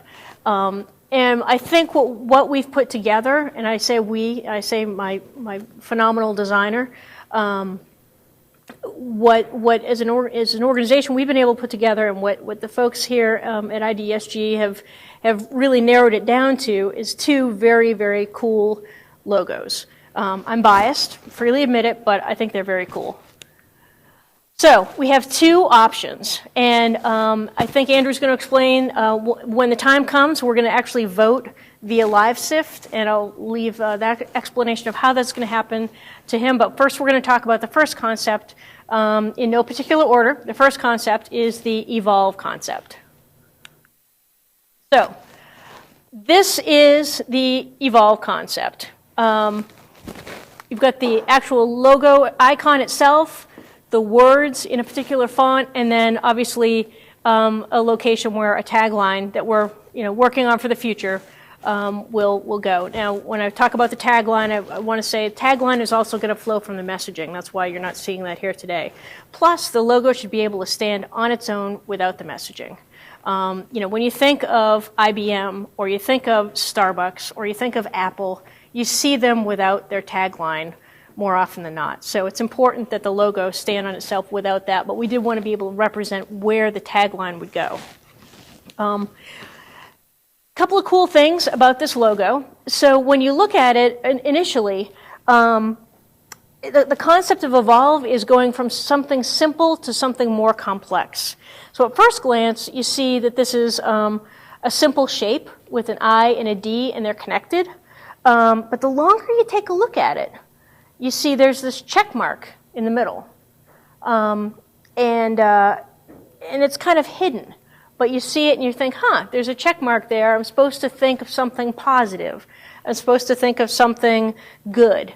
coming out of the check mark. So as previously mentioned, one of the reasons why this is a strong logo is because it's simple, but it expresses a complexity. From a technical perspective, and this may be more information than you actually want to know, but from a technical perspective, this logo has a lot of room to grow because the icon can be very dynamic. You can play up the green check mark online. You could have the green check mark turn to black and then check green. You could do a number of different things on the website. This logo in particular is very prone ripe for interaction on the web. But it's also very, very solid in that, this would be very easy to have in social media, to have this logo just stand alone in social media. It's, you could roll over it and, like I said, you could see the check mark turn from black to green. It's a strong play on a good idea because of the check mark. And since, it also reinforces the idea that IDESG is good. You see the check mark, check means good, IDESG is good. It's subtle, but nonetheless, that's the association that we want it to draw. This right here is a couple of different options for using the logo. So sometimes when you do marketing materials, you don't have enough money to print in full color. So you print in black and white. So the logo on the left is an example of printing in black and white. And then the logo on the right is an example of if you need to reverse the color. For some reason, the background was white, or the background was some odd color, and you weren't able to use the full color logo to its fullest. So we always want to have different options for that, and those are very, very strong logos in both the reverse and in the one color, which is very important. Not all logos do stand alone like that. And I just want to buzz back to one other thing. So one of the things that makes it very cool from an interactive standpoint is you see the break with the check mark. So it's not one solid line. It looks like that initially, but having the breaks is a part of what makes it more interactive. So we talked about rolling over it and changing colors. It could do a number of different things, but it's because of those breaks. And that's an important distinction you'll see when we get to the next logo. Color palette. Okay, I want to say from the outset, this room is a little bit dark. So what you're seeing on screen here, not the room, but the actual presentation itself is a little dark on screen. So the colors that you're seeing aren't exactly the colors that you'd see on the posters. So if you're looking at the actual color palette, I'd like you to call your attention to the posters. The blue, not teal, blue, orange, green, and black. And those are really important. So we've talked a little bit about the hidden check mark, which really makes this memorable. And that's something that a logo needs to be, is memorable. It needs to sell the organization. It needs to sell the confidence and the credibility, and you need to remember it. So the hidden check mark is very good. You see it, and it means go, good, correct. And it's also because it's green. It's a subtle play on ecosystem. Eco, the environment. It's subtle, but it's there. And then, it's going to be very easy, as I said, to use in social media platforms. The rest of the palette is important. It was specifically chosen, and I should say these colors weren't chosen randomly. A ton of thought went into why we chose specific colors. This entire color palette is very techy. It's a very heavy tech feel, lots of energy, lots of bright colors, and then it's grounded in black. And again, you'll see a difference with the other logo, which is a very different concept. Not better or worse, just different.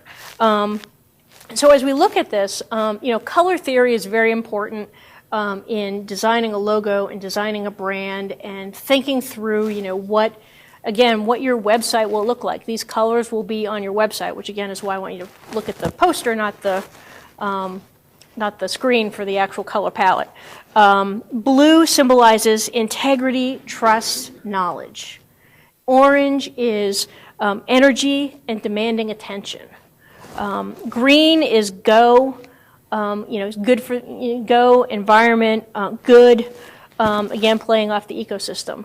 And then black, is very strong and grounded, which is important because the check mark makes the logo so flexible and dynamic.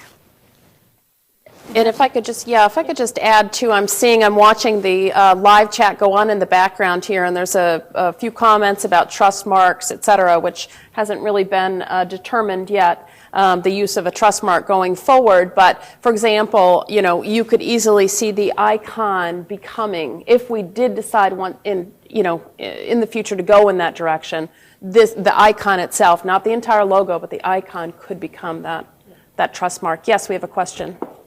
Yes. Question, yes. Yeah. Yes. So where does the blue and orange fit in? Is it just those are the suggested 4 colors that you could take the evolution and change them into, and that's the only 4 colors that can be used? So the blue and orange go with are different aspects of the website that would go around it, or different aspects of collateral, or for example, if you did a collateral piece and you have the logo up top, if you had like a header or footer, orange and the blue might be someplace on that. But essentially, the colors work together, and they're designed to do that because they're supposed to be very strong and vibrant and very techy. So the check would always be green. I asked that same question as well.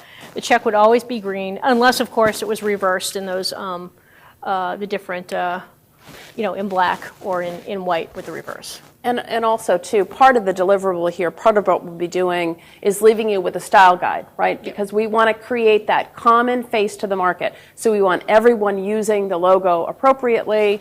We'll have guidelines for when you use the reverse out, when you use black and white, and ditto for the additional colors in the palette. Yep. So it's to keep a standard look and feel across the whole organization. That's a really good point. So, Mary Ellen, yes. Online there was a comment, and it's up there now, that to one person the green kind of felt environmental. Mm-hmm. Can you speak to any references around how what green could also mean, or what it signifies again? I know you mentioned it a little bit. Yeah, absolutely. Green means good, it means go, and green in the check means, correct. Plus, there is sort of the environmental eco-play off of that, ecosystem eco-play, which is kind of subtle, but also a little bit fun. Yes? Yeah, I just had another question. I don't want to sort of derail this conversation going down into, because there are some interesting questions and comments on the chat, and I think we've, in our own minds, got some, second-guessing a bit where this go. However, I just wanted to mark one element, which I think came up on the chat and which you touched on, was if we do use this icon as the trust mark, or the symbol of the trust mark, if you what do we need to put in place today to protect the use of that mark and that logo, and particularly protect against its misuse? That's an excellent question. So you're talking about in terms of an actual trademark process. Yeah. Yeah, exactly. Yes. So whether we sort of registering this as a trademark, so you can actually go after people who do violate it, but even there, that's not. If it's going to be a trust mark saying you can go into this website because it's trusted, there's not a lot today that we can do to prevent somebody misusing that. So the strength of the brand is going to be linked not just with the icon; it's going to be the trust of everyone around it who's using it and agreeing to use it, which I think is building up a bit to the point you're making as well. Absolutely. Yeah, absolutely. They're using the microphone. And I really think that the microphone is more for the remote audience than for... Right. Can you not hear me? How's this? No. Okay. I should say something, but before I do, I should tell you what I shouldn't say. I'm here with people from Boston and Seattle, and I suspect that their entire orientation towards this thing is whether it does or does not remind them of the Seahawks logo at this point. Well, okay, so I have to address that. Before they'd vote. You hear that? So anyone that knows me. No. That was not a real question. But Here's the I real do question. feel the need to address. I am perhaps the biggest Patriots fan in the room. She is. And so if I even thought that was the case, this never would have come to the table. She's right. Okay, Yeah. it's noted that Connolly Works has a Pats fan section. Okay. These are all copyright, blah, blah, blah, Connolly Works at the bottom. Once one of them is selected, is the group getting all rights to it? So Yes, for absolutely. example, so Absolutely. if Yeah, at a this later is just time our they have work 3 product. trust marks Yeah. and they decide that for one of the trust marks they want to make it orange and they want to make it blue and you guys come back and say, no, orange is the color of death, don't do that. No, We're not in no, legal no. trouble, are we? No, absolutely not. no. So this is what we're creating is yours. Yes. No longer Connolly Works. Yes. These ideas Are- right now are from Connolly Works, and the slides are Connolly Works. So Yes. That's they're it. yours. Cool. Want to see the second one? Okay, option 2 is build. Okay, so this one is very different. This concept of build, it sees IDESG as a building block, the cornerstone of confidence for identity online. The logo is very strong and solid. The corner of the icon stands out from the rest of the logo, and it's using a different shade of blue. We want IDESG to stand out from the rest as well. It's sort of a subtle play there. The corner, which acts as a subtle arrow, points to IDESG, and we want people to think of IDESG. So kind of the key elements here are the different shades of blue that are being used, and the fact that it's very solid. So the other concept was a very agile, dynamic approach. This one is a very different concept. It's very solid. It focuses on reliability, dependability, that kind of a concrete. It's building essentially. So that's is intended to be very different from the other one. And then, just as with the Evolve logo, it's important that the logo be strong in color and stand on its own in both one color and reverse. And both of these logos, this logo as well, is also very strong in reverse and in one color. So you can feel good about printing it, in color, or having it on various websites. And then thinking towards the palette. What you'll notice is this is very similar to the palette that you have already on the website, and that was one of the approaches that we took. Again, we started with 6 of these, and they were narrowed down to 2. So one of the concepts that we worked at initially was incorporating the existing colors and sort of the existing color palette. So when you see that, it's the icon itself is very clear. It's easy to read at a quick glance. It's a square icon, so it's going to fit nicely into social media. The color palette, as I said, it's based on your existing one. So there's familiarity, which provides comfort to the audience. So people coming to your site for the second time or the third time are going to be like, oh yeah, I know who these people are. And it's going to make it easier for a transition when you see the new look and feel of the site. And then in terms of color theory, we talked a little bit already about blue. Blue is integrity, trust, and knowledge, just as in the prior color palette. Red is really excitement and energy. And then gray, the last color palette was anchored by black. This one is anchored by gray, which is really a neutral color. So, whereas this logo is very strong and concrete, and the other logo was more agile. The other logo is anchored in black because it was more agile. This one is anchored in a neutral color because it's so concrete to begin with. You wouldn't want to overpower it. So those are the two options. Any questions about this one? Yes.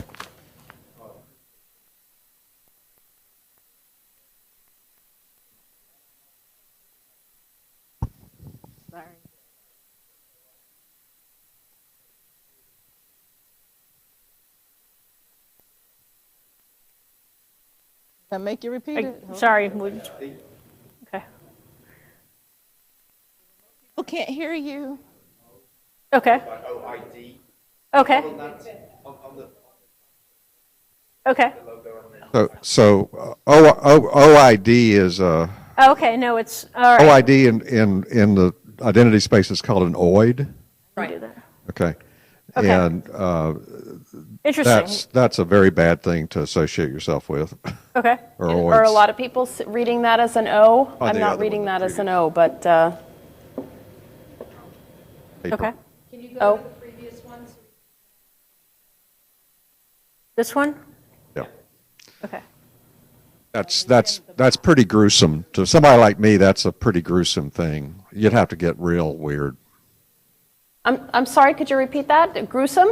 It's seriously gruesome. OID has real meaning. Okay.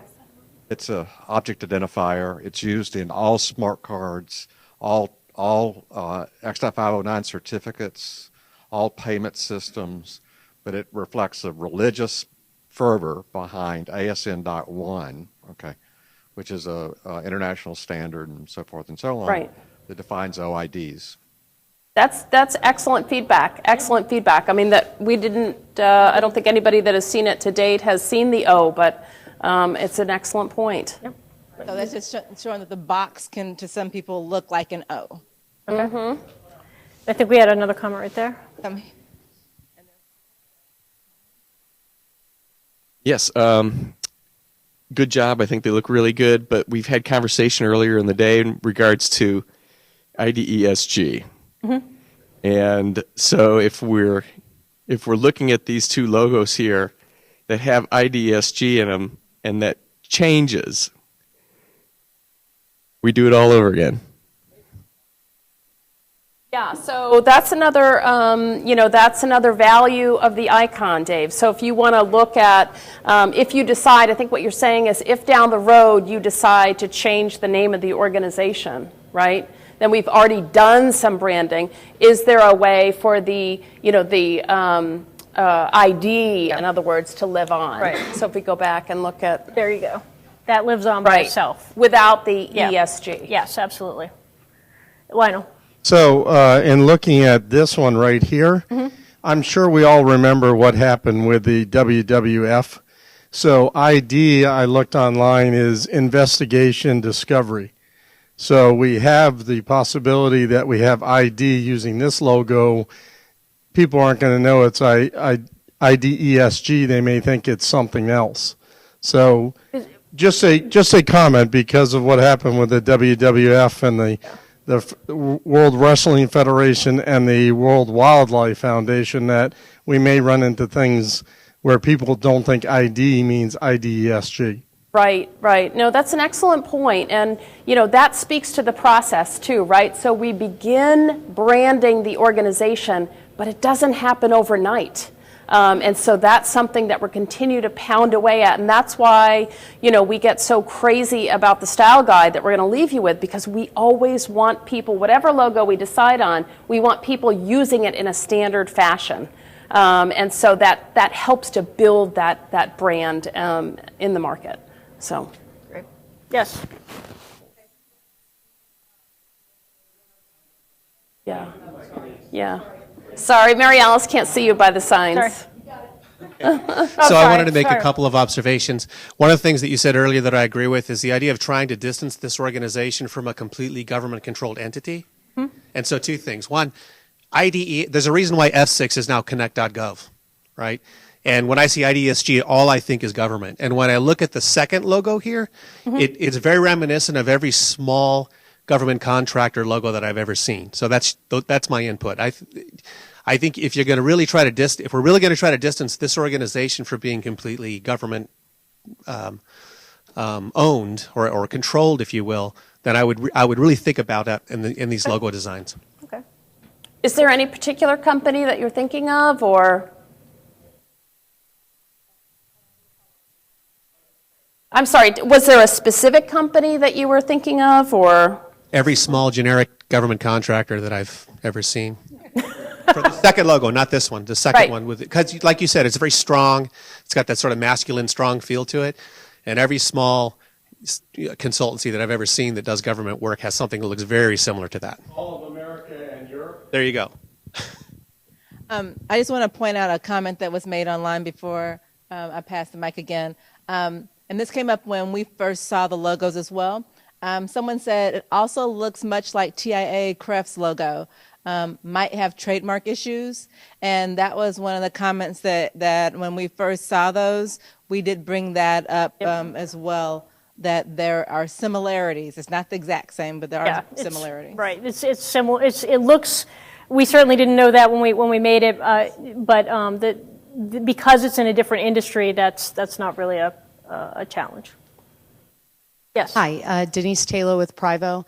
I just wanted to point out, as you do narrow down the logo that you're going to go with, to shrink it to the size that's going to go on the mobile device and on the website, and make sure you still agree with the logo choice, because a logo and a seal are, in my opinion, not the same necessarily. And it's going to be really important. From my experience, the RPs don't want you on their real estate. So you have to be very, and then they care about the colors and how they blend with the rest of their real estate. So you have to be thinking from that point of view, I think. That's another very, very good point. And we have, you notice that this one is more of a stacked logo. So in terms of social media, online, this one might fit, I think, a little bit better than the second option. But we have looked at both of those, so that's an excellent point. Just 2 points of latitude for you here. So there's a difference to your point, Lionel, where you were talking about the difference between. Well, no, WWF, to be specific, that was confusion about the acronym of the actual name of the organization, right? In this case, where you were talking about how it looks like something different. Now, I've noticed this in logo, and I'm not licensed to practice for the Patent and Trademark Office, so obviously run all this through counsel. Every time I see Brigham Young play, I wonder when Yahoo got a football team. So there's a lot of times where logos can be very similar, but you were talking about the differences between individual lines of business, that sort of stuff. So, we'll all have opinions later on, but this is good stuff so far. But I just wanted to point those two things out. There are some things that I think we're interpreting as hurdles that may not necessarily be so. Great. Excellent. Anyone want to vote? Oh, yes, Peter, go ahead.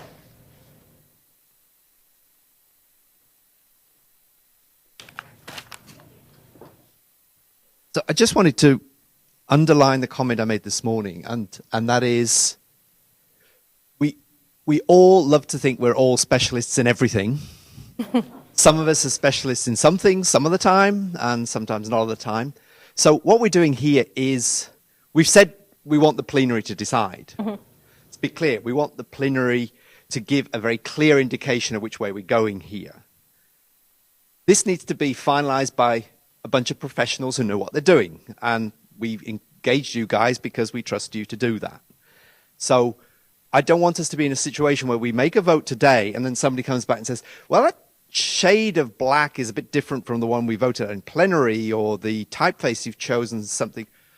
I trust that in the process we're going through, we're doing things for the right reasons. The objective of the vote here is to get a heads up, are we going in the right direction? I don't want us to sort of second guess every single micro decision that needs to be made in putting a visual identity manual and the style guide and the color guide and everything else into place. I trust the professionals get on with that, and that they will be properly managed in doing that. With that, the professionals don't just stop with our communications, marketing, PR expertise. They also will vet things properly through the right legal channels and everything else as we get to that step as well. It just doesn't make sense. When we first started, we had maybe 5 logos that we were looking at, and we narrowed it down to a few that, the ones that we just said, oh, no way. And we kind of, those fell away. And then we said, why don't we allow the broader plenary to help us in figuring out which one really kind of appeals more to them. So with that, I'm actually going to let Andrew help me out with the rest of this, because we do want to get people to give their feedback.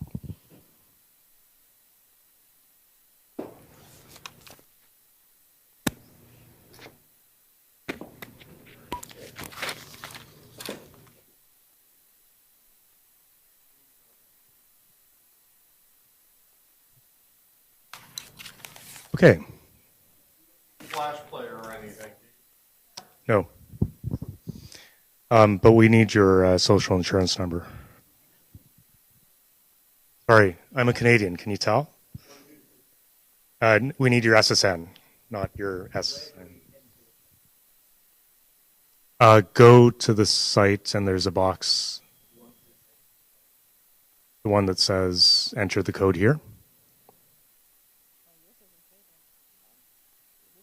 Yeah, it's mine says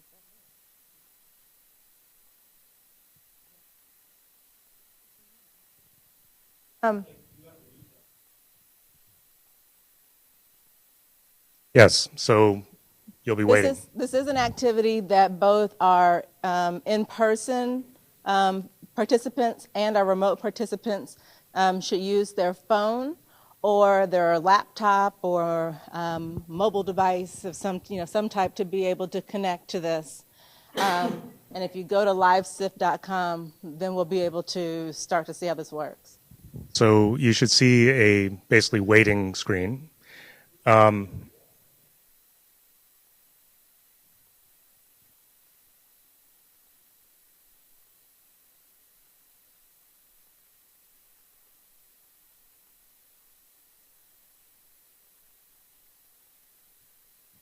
Is LFH6 That's in right. the box.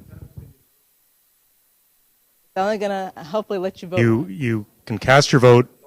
You can cast your vote once per session. So everyone on the remote, you can do this too. We want everyone that's remotely participating to join in as well. So folks, go ahead and make your choice.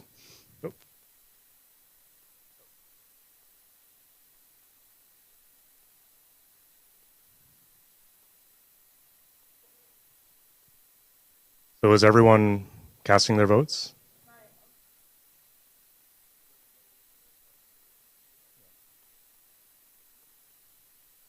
Did I mention we're trying this out?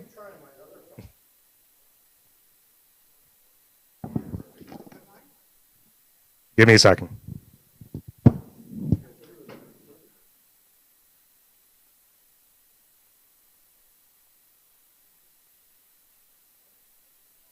Okay, so hopefully now I can see it on my phone. No? Try refreshing.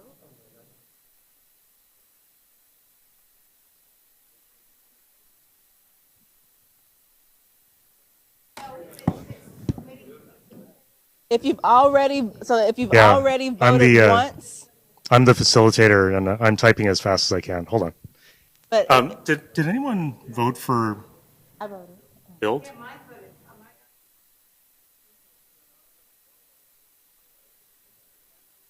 I just want to know that it's actually 100%. There we go. So it is working. It's less exciting than we expected because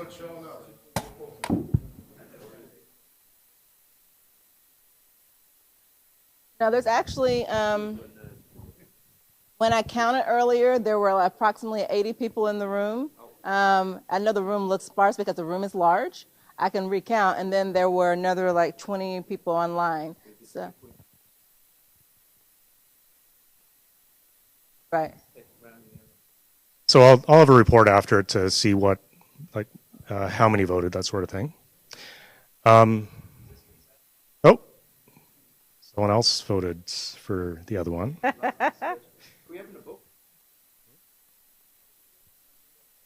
Yes, we'll be able to see the total number of votes and additional information.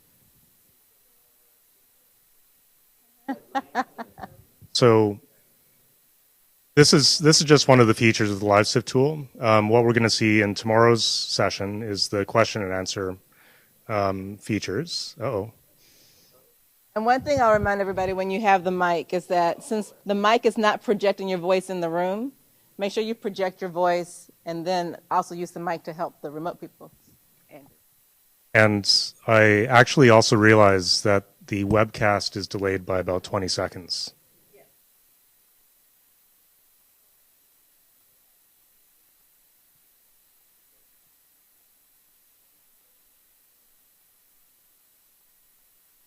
Yes. So we'll just wait for the online folks to catch up.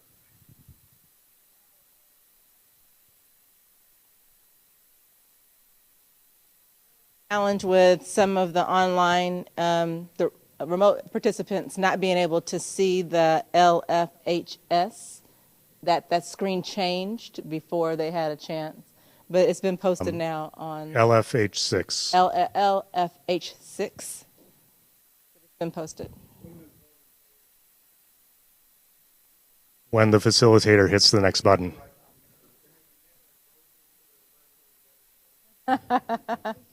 Okay. So are we good to continue?